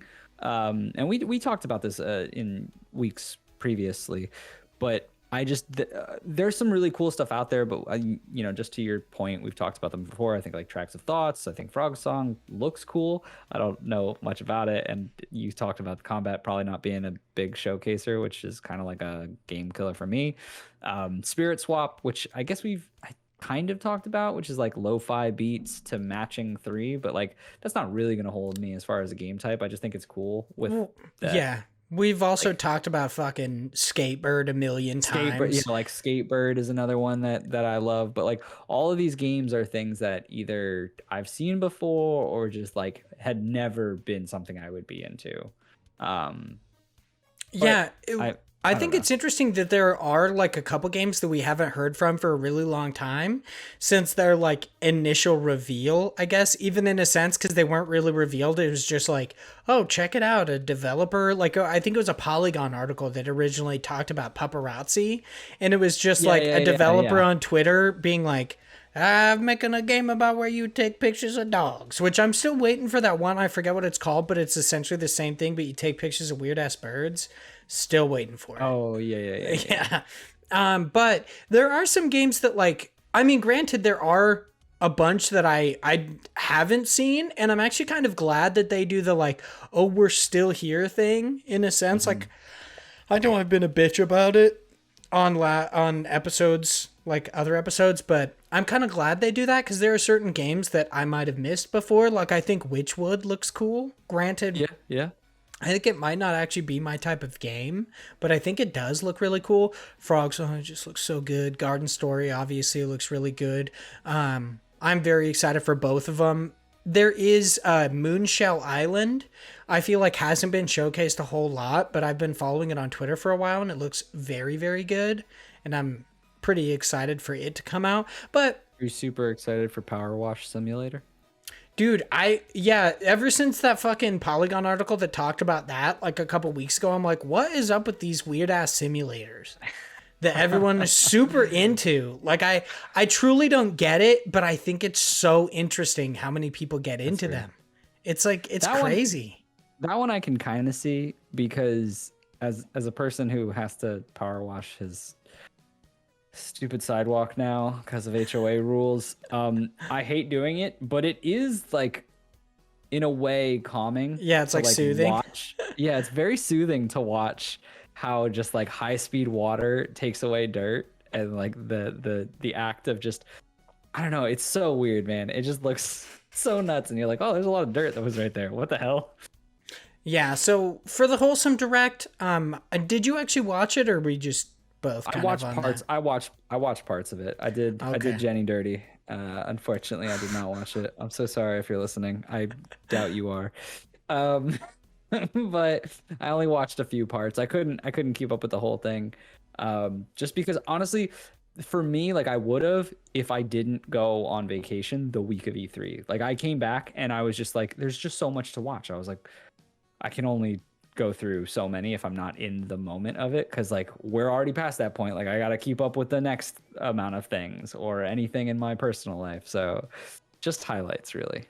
Yeah, that's basically what I'm getting right now too, is just checking like I've always done. I just kind of like look at everything after the fact. I try not to watch all of the showcases, but granted, if we ever like have the time, I would love to actually do an E3 like people do where they live stream their thoughts and everything. I think that would be really fun, but we're not there yet, so maybe we will be eventually. But Maybe next year, or maybe next year will be in person. Who knows? maybe, yeah. Granted, there are like a couple games in here that we've talked about before that just look really good. Like Here Comes Nico looks really interesting, and that's one that I thought Josh would like be super into. Just because of the art style for the most part, being the 2D almost Paper Mario esque, where like they turn and they're just like weird, but looks good. They released a lot of like interesting stuff, and I'm glad that we're getting kind of a revamp of like, hey, be sure to keep these on your mind because they're coming out within the next year or two, so check them out. But now it's time to check out the Guerrilla Collective Day 2 2021 stuff. So these ones we've got, this is written by Adam Bankhurst, is once again over on IGN. This one has like a couple of really interesting titles that I'm excited to talk about. Are there any that you wanted to check out? So there's a couple. There's Demon Turf, which is like a 3D, very weird shaded platformer that is also being published by the people who did Yooka-Laylee, the Playtonic Games team, which I've heard about before, but it was officially showcased here. Death Trash, which has been on my list for a while so now. good. Yeah, I don't know too much about it, but it looks like something I really want more of. And then Despot's game. I'm not sure exactly. Despot's game, something like that. It feels like a auto chess game, but it's a roguelike. I don't know. It looks pretty cool. It's something that I tried to reach out to the developer a long time ago, but I think it was like a language barrier thing, and they were like, I don't feel comfortable speaking English on a podcast, and I was like, all right, that's fine, I guess. Checks out. Checks out. So for me, some of the ones that I'm really interested in, Akatori, I think is how you say it. It was originally, I think it was originally called Death Stick or something like that, like Death Staff, but they changed the name. I think the game looks really, really good. Overall, I love the animations of it. I think the game is going to turn out to be like really, really awesome when it comes out. There were a couple others that I was really interested in. Death Trash I've been following for years. I've been excited about that. I'm actually in the game's Discord. Granted, I only pop in there every now and then. It's very similar to like I'm also in the Flynn Son of Crimson Discord, and I just pop in every now and then to see if there's like release information and stuff, but still very cool. I think it's interesting that Bullets Per Minute is in here. I'm assuming it was mostly just to announce it coming to PlayStation 4 and Xbox One this summer. Yeah. But still, BPM, like what I watched of you playing it, it looked really interesting. It looked like a lot of fun. It's fun. It's just kind of tough to get the hang of at first because it is weird a bit, and it's a challenging game in general as far as like getting over the main aspect to it. The only thing that kind of like irked me with it was the coloring of it is kind of aggressive. I don't know if that's the right way to say it, but like it just felt like really heavy reds and oranges and got to be a bit overwhelming. And I think there are some accessibility modes to like change that, but like the default settings to it kind of hurt my eyes after a while. Yeah, I could see that because it is definitely like, it seems like all of it is red and orange and yellow. Yeah. Like it's a very vibrant color palette. It's a little weird. Right. Another game that I think looked really, really awesome that I'm so excited for is Hunt the Night. I think looks really, really cool. I love the like inspired by titles like Bloodborne and Castlevania. I think it's weird that they say but with dark fantasy lore. You literally just described both Bloodborne and Castlevania there, so I don't know why you said but with dark fantasy lore. That's exactly what they are. Granted, like Lovecraftian might not be dark fantasy in some people's eyes, but it is. And Castlevania is absolutely dark fantasy lore. Like that's what it is. So I find that a little weird, but Hunt the Night looks really, really cool. The combat looks awesome. The variety of weapons that you can use looked really cool. And just the overall story, I didn't really see much because this was a gameplay trailer, but damn, it looked awesome. It looks so really, really good. So I don't really have anything else to talk about, but if your last game isn't Slime Heroes, like, what are you doing? Okay, here's the thing, though. It really is for the most part. I mean, I'm really excited about Sable getting a release date. I think that's awesome. I've been looking at that for a while. Slime Heroes, it looks good, but I do not want to play like a co-op game. I don't. Come on, baby. We could slime together. It just looks kind of boring. I gotta be honest. Like, I love me some slime, but it doesn't. It's a very like similar reason that I don't play Slime Rancher. Like, the game, like, I love slimes and I love the artwork of the slimes and the like diversity of them within that game, but the game just doesn't look like it's my deal. It just doesn't look fun to me. Like, what a shame. Yeah, it's just. I thought you were a real slime boy. I know, me too. I'm just like a garbage person. We're done here. There are actually two games that I wanted to talk about. Severed Steel looks really, really cool. They brought up like Mirror's Edge and Max Payne, but if it really reminds me of anything, well, I guess those are really like apt comparisons, but for some reason it reminds me a lot more of Super Hot than it does. I think it's because I just didn't play Max Payne when I was a kid, but yeah. And I haven't played Mirror's Edge, so maybe that's it. Maybe it's because I have zero fucking experience with either of those titles. But I think Severed Steel looks very, very cool. And the audacity. Me being like, I don't know why they'd compare it to those two. It doesn't remind me of these games, even though I have no knowledge of them whatsoever.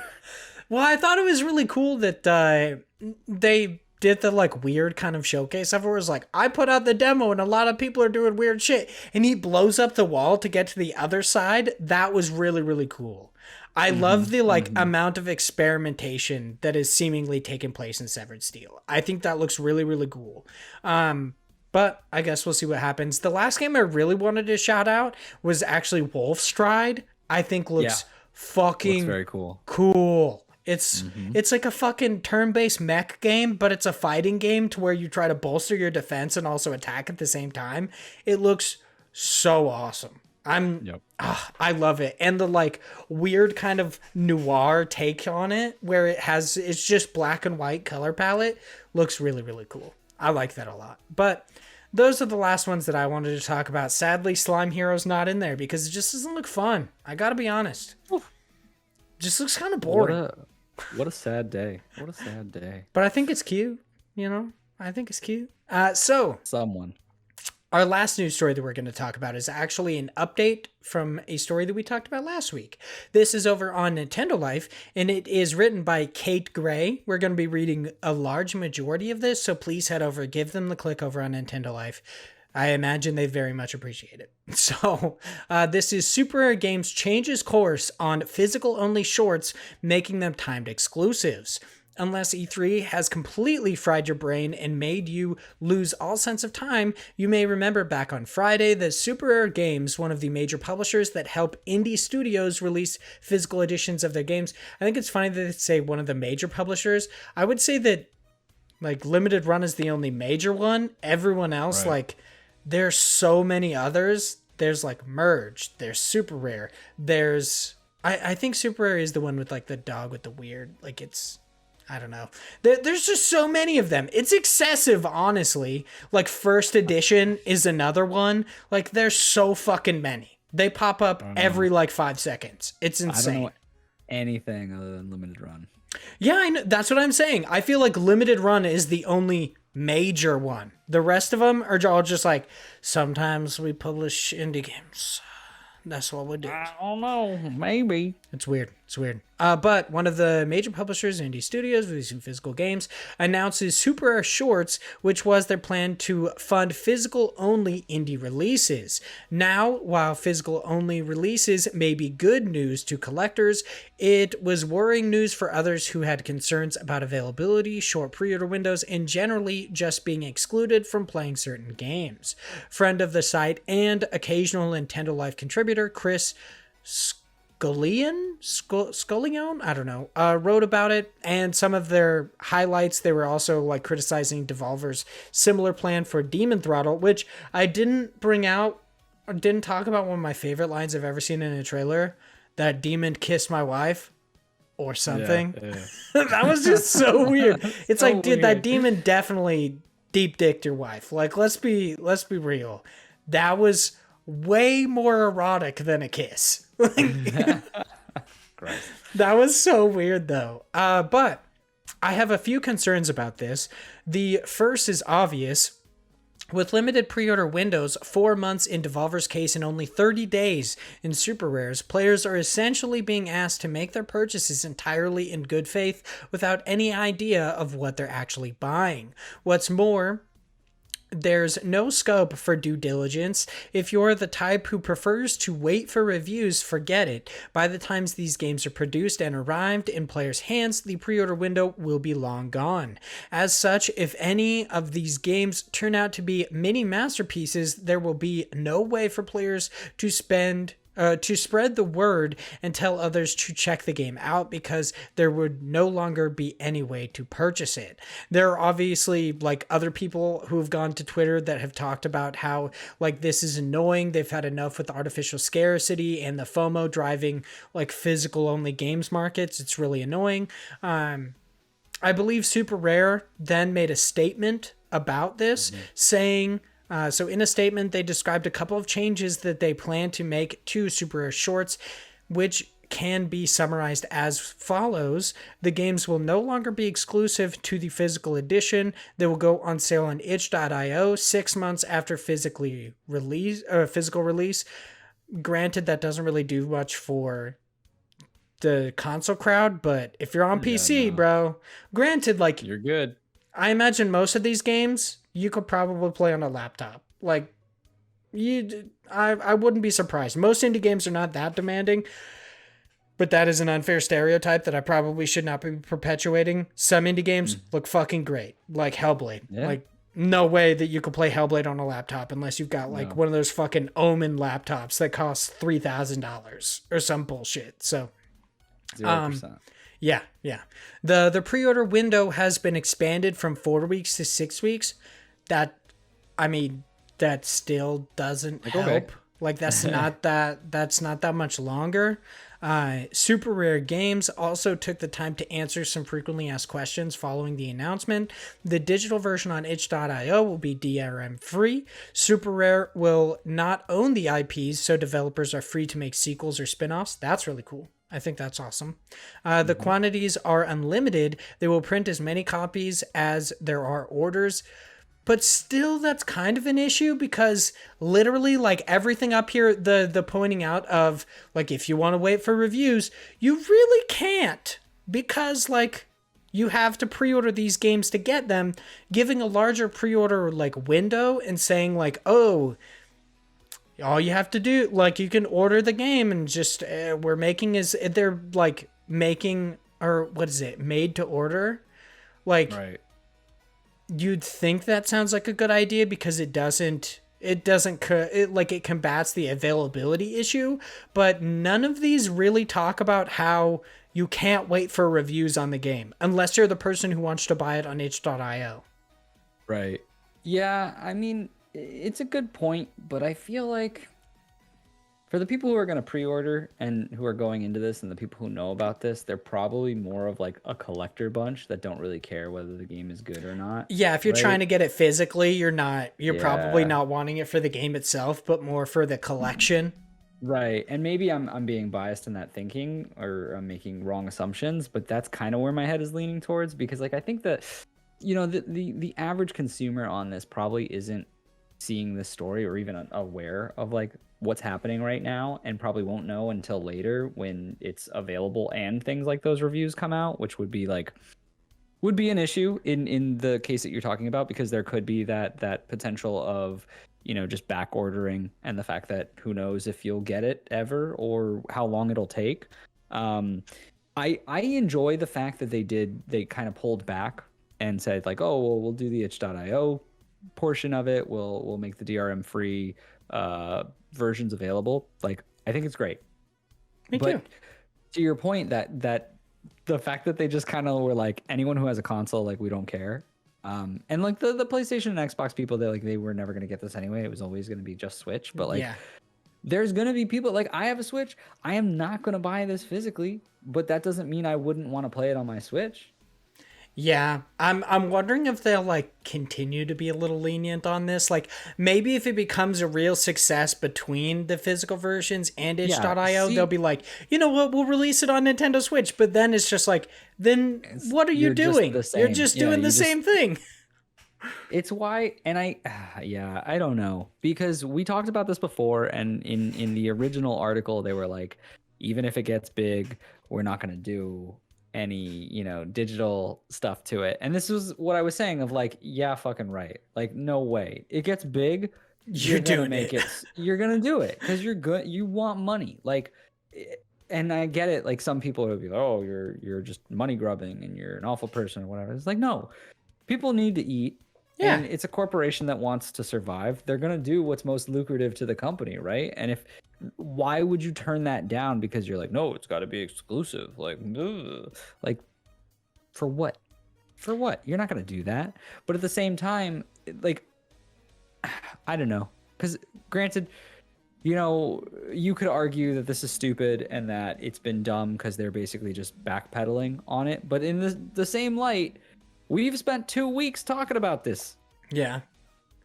This is just publicity, right? Yeah, any publicity is good publicity. There's a large people that probably would never have known about Super Rush Shorts, but just because of the controversy around not being able to get them and now them rolling it back, like, people are going to be talking about it. They're going to see that these are coming out.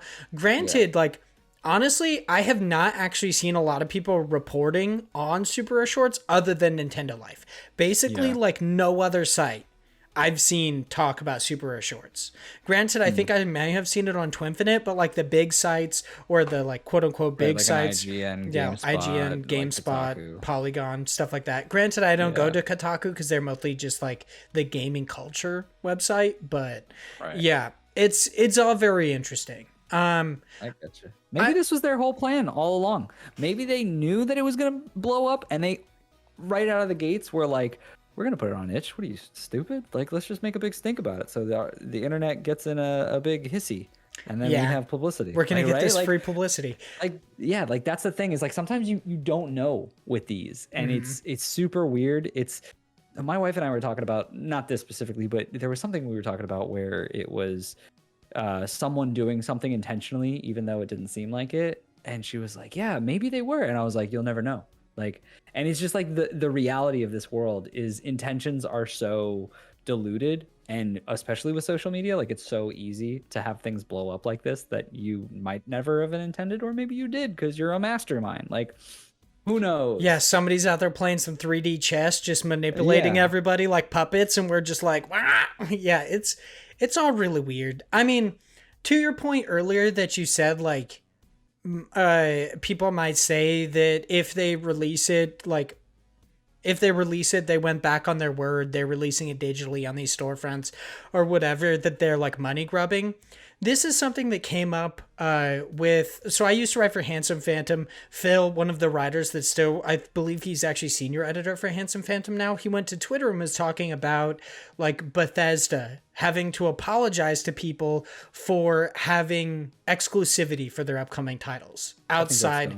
I think they should never have done that. Yeah, I like saying it's like dumb. I understand why some people, or you think it's dumb that they're doing it exclusivity, or you think it's dumb that they apologized? No, I think it's dumb that they're apologizing. Oh, okay. I don't think they need to. I don't think they need to, because they are their own company. Like, that is the whole idea of people making a big stink in America about like the fact that you are a business, you are able to operate on your own, morals, values, whatever it might be. But in this case, to make these logistical business decisions that make sense. Like, here's the thing that pisses me off. People will go from a fandom sense and be like, Xbox sucks because they don't have exclusives. And then Xbox says, oh, we've got exclusives now. And they're like, well, we didn't want it that way. Yeah, you're like, we didn't want you to take something away from us to have exclusives. Like, get the hell out of the way then. Like, I'm so tired of this. Like, that's the way businesses work. And like, yes, does it suck? A little bit. But is it the reality of businesses? You're not going to change that. Like, they don't owe you an apology. If you don't, especially if you don't have the system, like, don't buy it then. Like, they didn't need you because you weren't a part of that ecosystem anyway. Like, why would you apologize to those people if they don't have that? And granted, like, yes, you should be nicer to people, but like, I guess I'm just more pessimistic in this because I just hate the culture that comes from the console wars idea of like, Xbox is shit because they don't have, or like, PlayStation is the best, whatever. Like, I don't care at all, man. Like, dude, there were so many fucking articles that came out about how Xbox now has exclusives. Like, the exclusive dry spell of Microsoft is now over, and it's just like that people are obviously pissed about it because they're like, but we're not getting them on PlayStation. And it's like, it's not. So exhausting. It's so exhausting. Anyway, I'm sorry. I went on a whole big tangent. Oh, no. I cut you off. No, you're totally good. That's basically what I was going to say. The one point that I really wanted to bring up is like holding corporations to a like a moral like holding them to our own morals, I think is a little weird. So there's this idea in, like, I guess, I believe it's like in humanities, like the study of humanities, is that can we hold leaders of countries and stuff to the same moral standards that we hold ourselves to? Because they obviously have much more to deal with. They have to worry about millions upon millions of people or billions of people, I guess, like every leader. So holding them to the same, holding them to the same standard that you'd hold your neighbor is a little bit ridiculous because they just have to provide for their family. They don't have to provide for a whole country and its well-being. Well, granted, there are certain things that are just like human morality, like human rights issues, animal rights issues, social issues, similar to like the rights of like trans people, just all sorts of stuff. Well, that's like a human rights issue, but like, But I get what you mean. Like, basically, don't be a shitty person, right? Like, don't be a shitty person. But to that, like if Microsoft was like, we're being exclusive now, trans people can't play Bethesda games, but everyone else can. I'd be like, yeah, that's fucked up, Microsoft. Like, you shouldn't do that. Yeah. But like, here's the thing: is they even were at the point where they were like, games like Psychonauts. They're like, hey, you said it wasn't exclusive before it came out and before we bought you. Like, we're going to adhere to that, right? That's that moral compass of like, we're not doing you a disservice. We're still allowing you to have that game because originally it was, right? That's the part. And when that happened, people were like, that's a dumb move on Xbox's part. They should really take their exclusives. And then when they finally get to the point where they're like, okay, this is a game that wasn't announced, it's now announced, it's an exclusive, and people are pissed off that it's an exclusive. It's like, what do you people want? They're a business. Why would they? If you like, I'd love to be in a room with every single one of those people and sit them down and just be like, you just spent billions of dollars on a company to make your company better. What would you do? What would you like? What are you, nuts? How do people bitch about this and think like it doesn't make sense? I know that we were in such a big tangent and this has nothing to do with super rare games, but like, this is the same concept of, will they keep to that exclusivity of like only physical if this blows up? They're not gonna do it. Because it's not the smart choice if they want to be a successful business. Yeah, that was my point, like bringing up the leaders to the same moral standards is like you should basically apply that to companies as well. They have a lot more to deal with. There are certain moral standards that 100% they should not fall back on.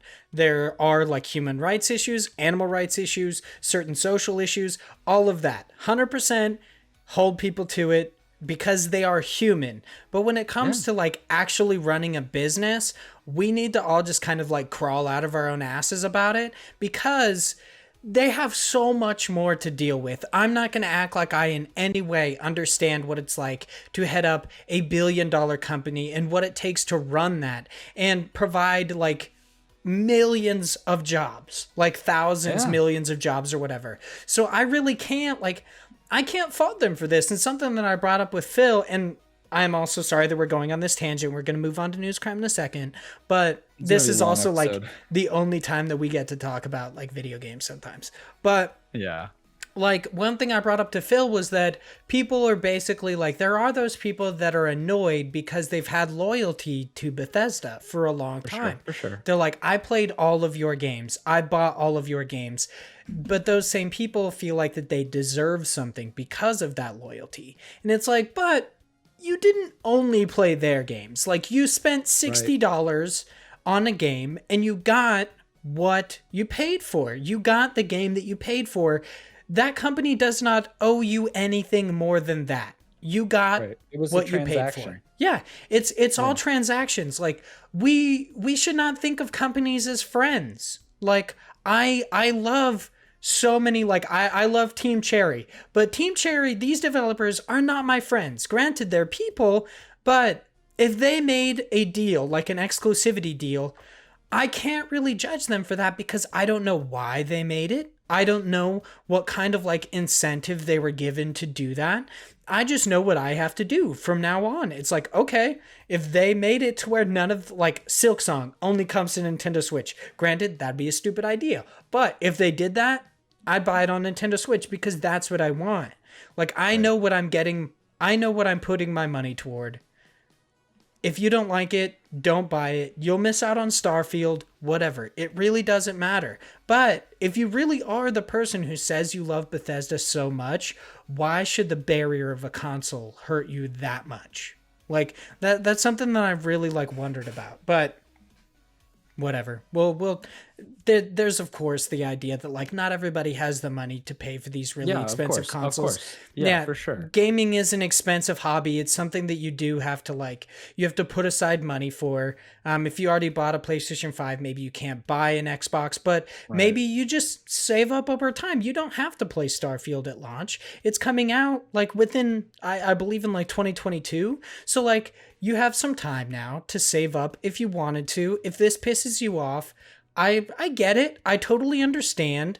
But also, like, I feel like we should all just kind of get it into our heads that, like, just because you have loyalty for a company does not mean that they owe you the same thing. Because they're not in the same position as you. They did not put $60 of an investment into something. They put thousands, millions of dollars into something. They need to see that, they need to see money back from that, and they also need to provide jobs. They need to be able to provide jobs for people. So I don't know. It's just, I feel like we should all just stop holding businesses to ridiculous standards. But once again, there is a standard 100%. People need to be treated fairly. They do not need to be like excluded because of race, gender identity, anything. Like sexual preference, none of it. That's a dick move. You're being ridiculous. Like, there are certain things that businesses should 100% not do because you know what? We're all human. Like, whatever. And also, I think animal rights is one thing that I've also been on for a while. I think it's a little weird that humans think for some reason just because animals don't speak that we for some reason are better than them. And it's like, are we really though? They're sentient beings, but that's something outside of it. I also think vegans are a little weird. And that sounds mean. And this is a weird like diatribe, but I'm just kind of like taking pot shots at everybody. Yeah, I was like, where are we going?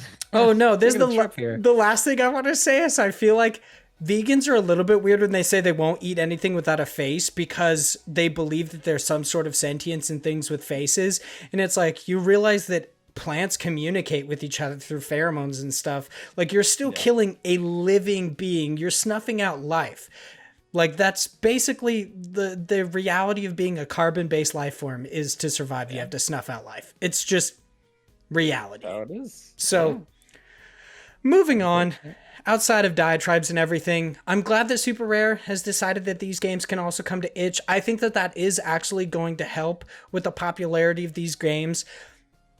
How exactly this contributes to the entire idea of, like, they were trying to fight against the, like, overcrowded nature of digital storefronts, I don't know. We'll see what happens. Like, we'll see. I'm excited to see what they actually are, but we should probably get to News Cram, because good God, this episode is long. Oh yeah, it's gonna be a long one. So, News Cram is our weekly wrap-up segment where we, the hosts of Indie Pod and Indie Games Podcast, cramming full of all sorts of indie game news. This week, we do not have any news stories or new deals and quick steals, but instead, we are going to give you a whole bunch of new stuff because, of course, it's E3 week and there's just like a bunch of shit announced. So, our first 7 items of new stuff come away from Nintendo Life, where it's reported that high-octane action games Hotline Miami and Hotline Miami 2, Wrong Number, by Denotan Games, are once again getting a physical release, this time through Special Reserve Games. There's another one, Special Reserve Games. There's so many. And in this physical Hotline Miami collection, you'll also receive a piece of double-sided artwork and a 30-plus page art booklet. This package will cost $29.99 with pre-orders live at the time of this recording.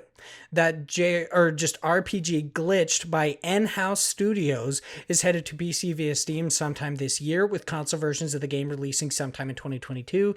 Glitched looks really cool. 100% think Big Josh Boy would like it, so I think you should check that out. That adventure game Discolored by Jason Godby is headed to the Nintendo Switch on July 1st. That narrative puzzle platformer Minute of Islands by Studio Fizbin is available now on both the Nintendo Switch and PC via Steam. That puzzle platformer A Tale of Paper by Open House Games is headed to the Nintendo Switch and PC via Steam sometime in 2021. That Boss Rush Souls-like game Elder Souls, fuck it, by Fallen Flag Studio is headed to the Nintendo Switch and PC via Steam on July 29th.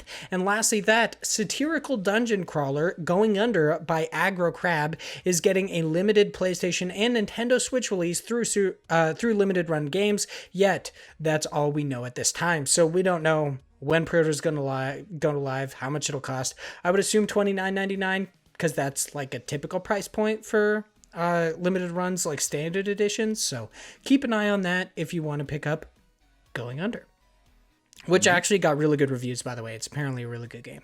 Now over to Polygon, where it's reported that puzzle game Tinykin by Splash Team is headed to PC via Steam sometime in 2022. Sadly, there's little word on what consoles it may release on, but supposedly it is coming to consoles. We don't know when or what consoles, but looks really interesting, especially if you're a fan of Pikmin. And the art style is really cool. Once again, one of those like kind of papercraft-esque games.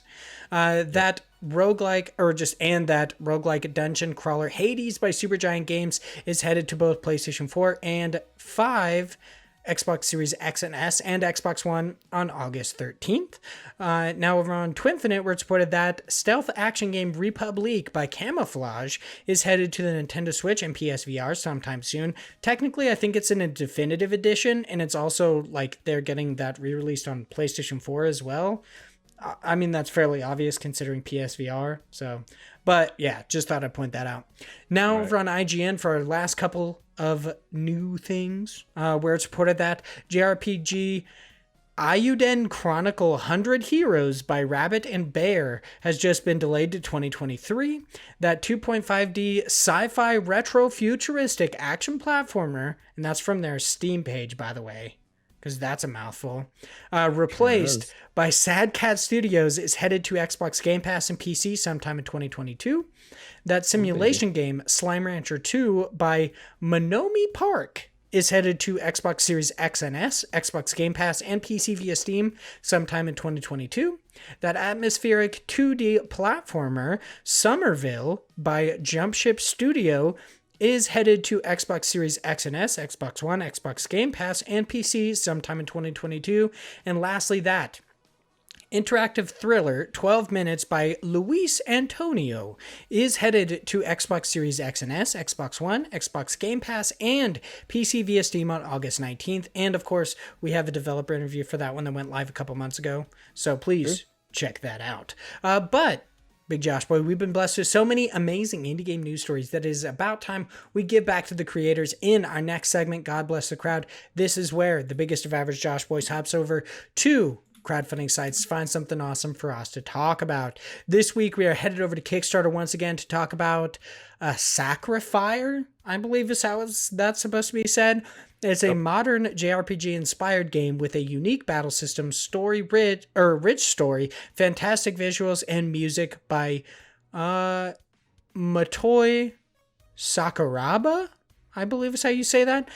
They are looking for $97,280. That is their goal. At the time of this recording, they have $94,980 with 2,102 backers and 22 days left to go. To get in on the ground floor of this game and actually get a copy of the game is what I mean by that. You got to chip in 24 smeckles. You know what I mean? It's just $24 smeckles. So, Big Josh Boy, Buckaroos? What do you think about Sacrifire? Well, okay. I know you commented a long time ago at the start of this episode, which, how long? Yeah, it's only been, 2 hours. Oh my God. Long time ago, you mentioned the $24 as like a point, but this game looks really good.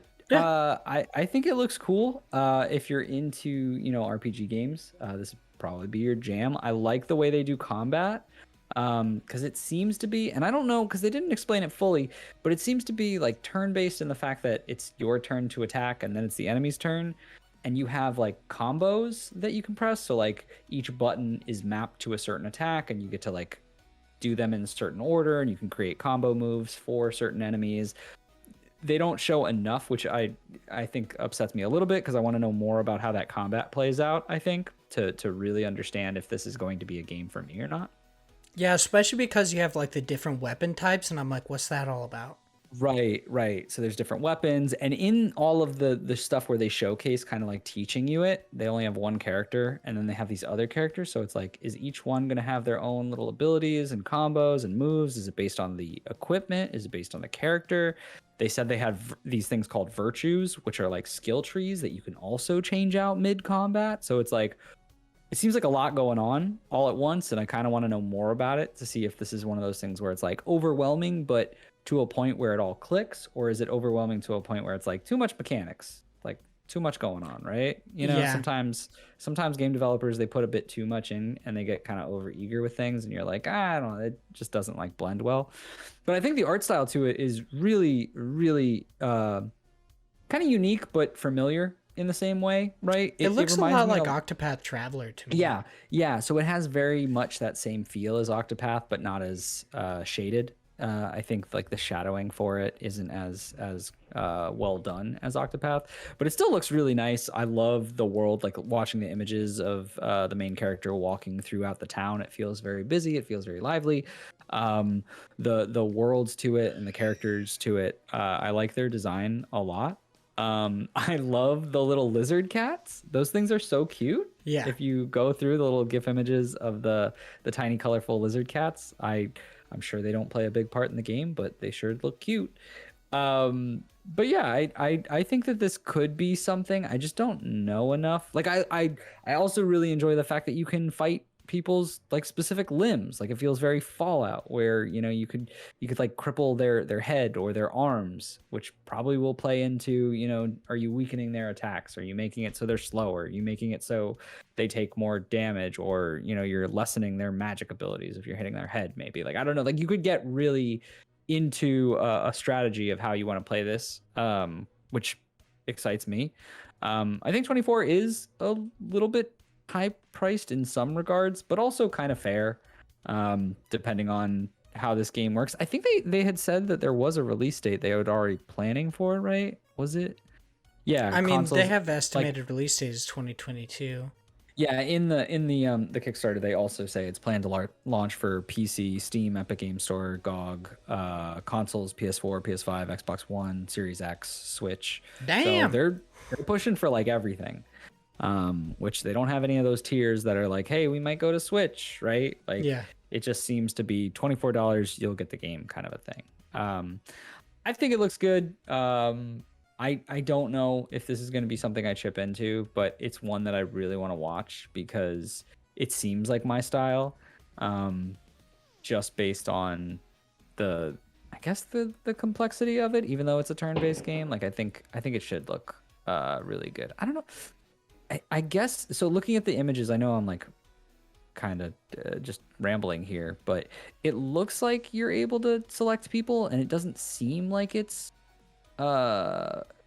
forcing you to go quickly. So maybe the turn-based is like you choose who and where you want to hit, and then you get to do your combo moves or something like that. Dude, I don't want to know so badly how these fucking turns work because it Yeah. just looks like you're wailing on these enemies like for an Yeah. hour. I've never seen this person get hit ever.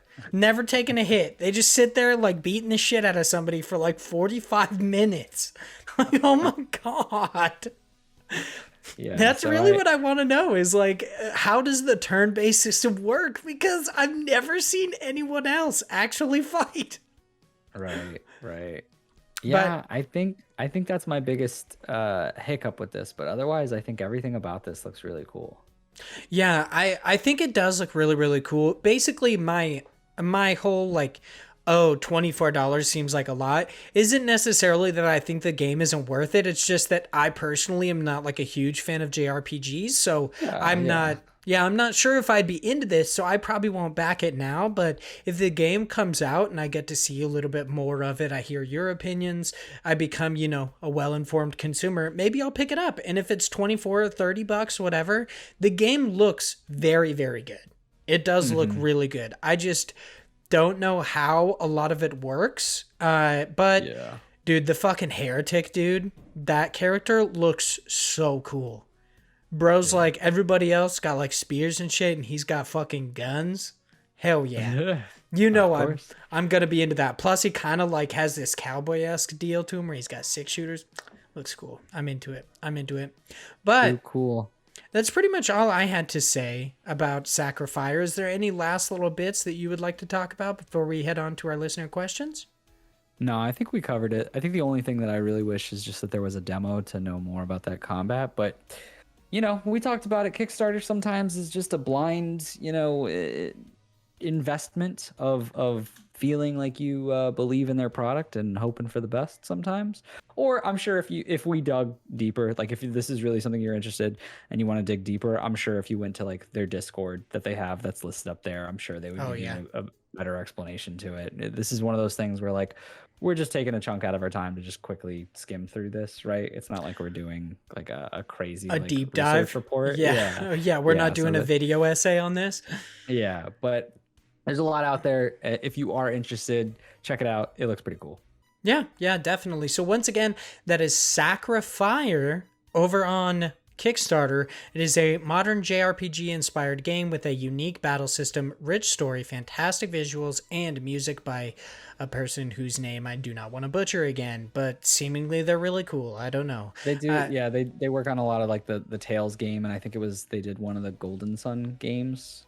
Oh, really? That's cool. All right. The only one I've played is Golden Sun Dark Dawn, which everybody shits on, so that's fine. You got the I don't think it was that one. Yeah, probably not that one. So now on to our audience questions. The Wombat Emperor of Australia. I like how you took the time, since we made the jokes about it last week, to write out the Wombat Emperor of Australia instead of just Phil. No Wombat Boy, no Wombat Simp. It's the Wombat Emperor of Australia. See how much we love you, Phil? Gotta be nicer. We gotta be nicer. To be better. Phil, the Wombat Emperor of Australia, writes in and says, "Why are you two such mean poopy buttholes?" Big Josh boy. Well, why are you specifically a mean poopy butthole? It all started when my parents got divorced. It's downhill since then. It's been just never-ending trauma. I don't know, man. It's just we love you so much. We gotta throw you some shade. Yeah, dude. I mean, we said it at the beginning of this episode. We're all just nagging you so you don't leave. You got that dependence. We're manipulating you. We're the ones playing the 3D chess. Phil.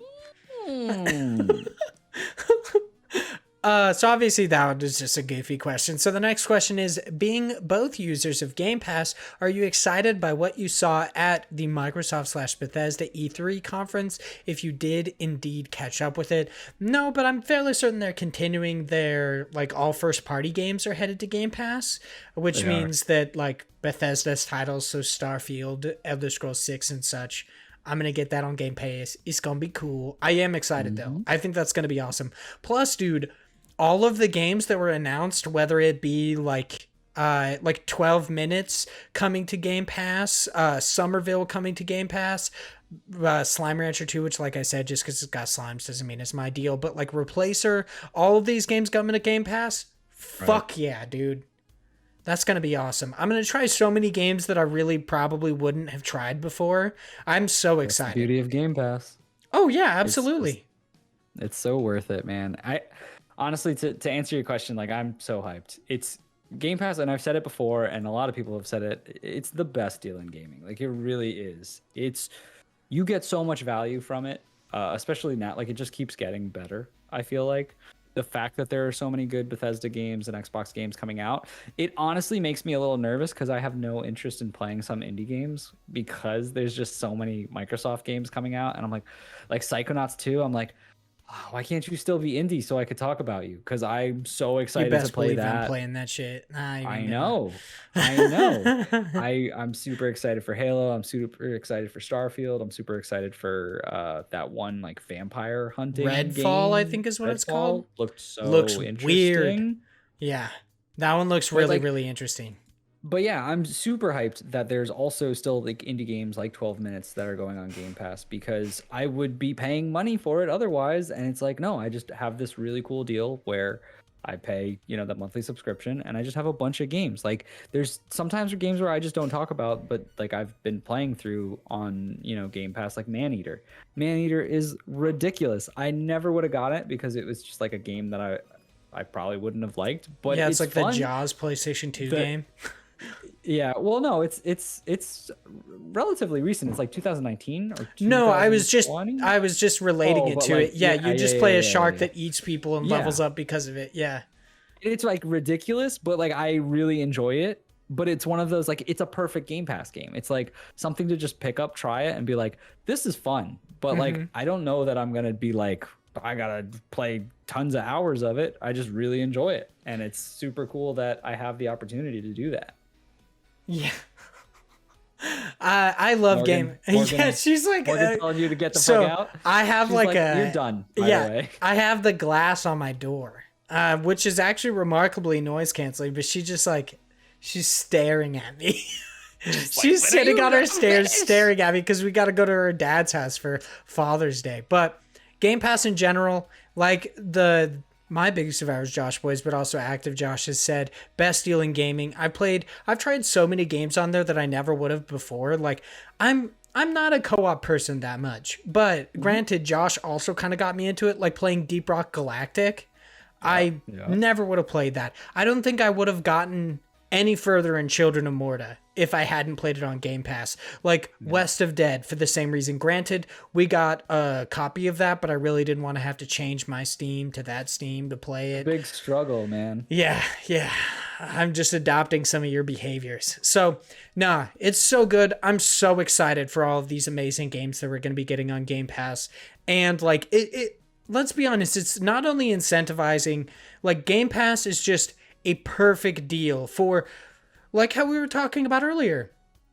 Gaming is an expensive hobby, but I feel like Microsoft is continually trying to make it less expensive with something like Game Pass, with that first party initiative of all of these games are coming there. So sure, you might have been a PlayStation fanboy or whatever, that's a derogatory term now in a sense, but you might have been just so loyal to PlayStation for so long, but you just might not have like a massive amount of money and stuff. And I think honestly, Microsoft is making so many pro-consumer moves to hop over to not even necessarily like trade teams or whatever, because why are we even keeping score anymore?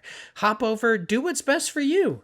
Like if you want to play Bethesda's games, get a fucking Series X or whatever. It's gonna be awesome. Like, let's be real. Plus, they're doing, I mean, actually, I'm not gonna bring up that point because that's an entire argument in itself. And apparently, I'm being rushed, so I gotta go. Yeah, we gotta hurry this up. But you know what the best part about this is? We finally gotten rid of the exclusive drought from the C3. Dude, I know, Xbox bro. They finally have exclusives. You know what I'm saying? Yeah, people can quit bitching about it, bro. So There's stupid. no one's gonna get angry about this again. There's exclusives once again. Yeah, we finally did it. It's All like right, rain console in the war, desert, bro. It's over. They all shook hands. We done. Nobody's gonna bring it up again. All right, let's do last question. Let's do this so Morgan doesn't kill you. So Chris Penwell, obviously friend of the show, always drinking tea, patron, amazing person, and my co-host over on Go Beyond, writes in and says, "What is your favorite beard in video games?" So Big Josh Boy, what is your favorite beard in video games? Kratos, God of War from the 2018 version. Dude, it's such a good beard. It's so full, so detailed. It looks so good. It is definitely like, I'm gonna go out on a limb here and say, it's fucking best beard in video games. Okay? There you go. We It's did it. so fucking good. Just favorite beard, easily Kratos. The best beard. It's just too good. It's just too fucking good, dude. Not a better one. I mean, I honestly can't even think of a better beard, but granted, it's kind of weird how many clean-shaven people there are in video games. Like, Yeah, I was trying to think of it, and I'm like, why don't more people have facial hair? It's a little weird. It's easier to not have it, I guess. From Probably. an animation standpoint. Yeah, like. Yeah, more than likely. Like, this shit's weird. Also, I guess actually, the Nailsmith in Hollow Knight has a really cool beard. He's a little beetle boy with a beard. Big fan. Big fan. Looking dope. No Beatles had beard, but there you go. Yeah, You're yeah. learning every day. Exactly. So that answers your question, Chris. Thank you so much for writing in. And that is the end of this episode. Thanks everyone so much for listening. If you would like to chat with us outside the show, you can do so in a bunch of different ways. Be sure to follow us over on Twitter at IndiePod. Super easy. No underscore, no nothing. Just IndiePod over on Twitter for obviously notifications of when our episodes go live, our developer interviews, stuff that we might not be able to cover on the show in a timely manner. I'll tweet it over there, and all sorts of other stuff. So once again, be sure to follow us at IndiePod over on Twitter. You can follow me, Vaughn, at Hydelegion. That's HYDELEGION for all of my dumb bullshit. I don't even think I actually tweet that much. I'm gonna be honest. Like, I retweet and like a lot of stuff, but I don't think I actually tweet that much. Yeah,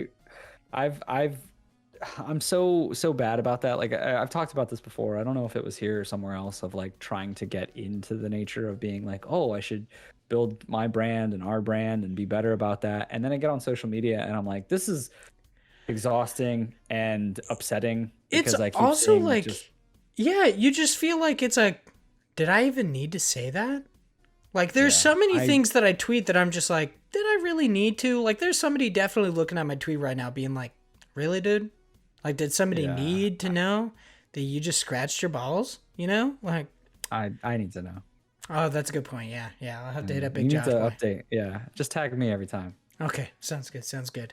And speaking of the biggest of average Josh boys, you can follow him at _George90. You can check out his Twitch channel at twitch.tv/the_George. You can check out my Twitch channel at twitch.tv/Hydelegion. I think I'm going to be Twitch streaming again soon. I don't know which days specifically, because I think I brought this up last week's episode. I did go back to my old job, so can't exactly do the same Twitch streaming schedule, but that is the end of this episode. So naturally, I got to go back through our housekeeping one more time. So please check out the 303 Interactive developer interview going live on Wednesday, the 23rd. They're talking about their game, The Commission 1920. Head over to our Teespring store to pick up some cool t-shirts. We will soon be designing some new ones with our new IndiePod logo. Head over to the IndiePod YouTube channel to subscribe and watch these episodes on video.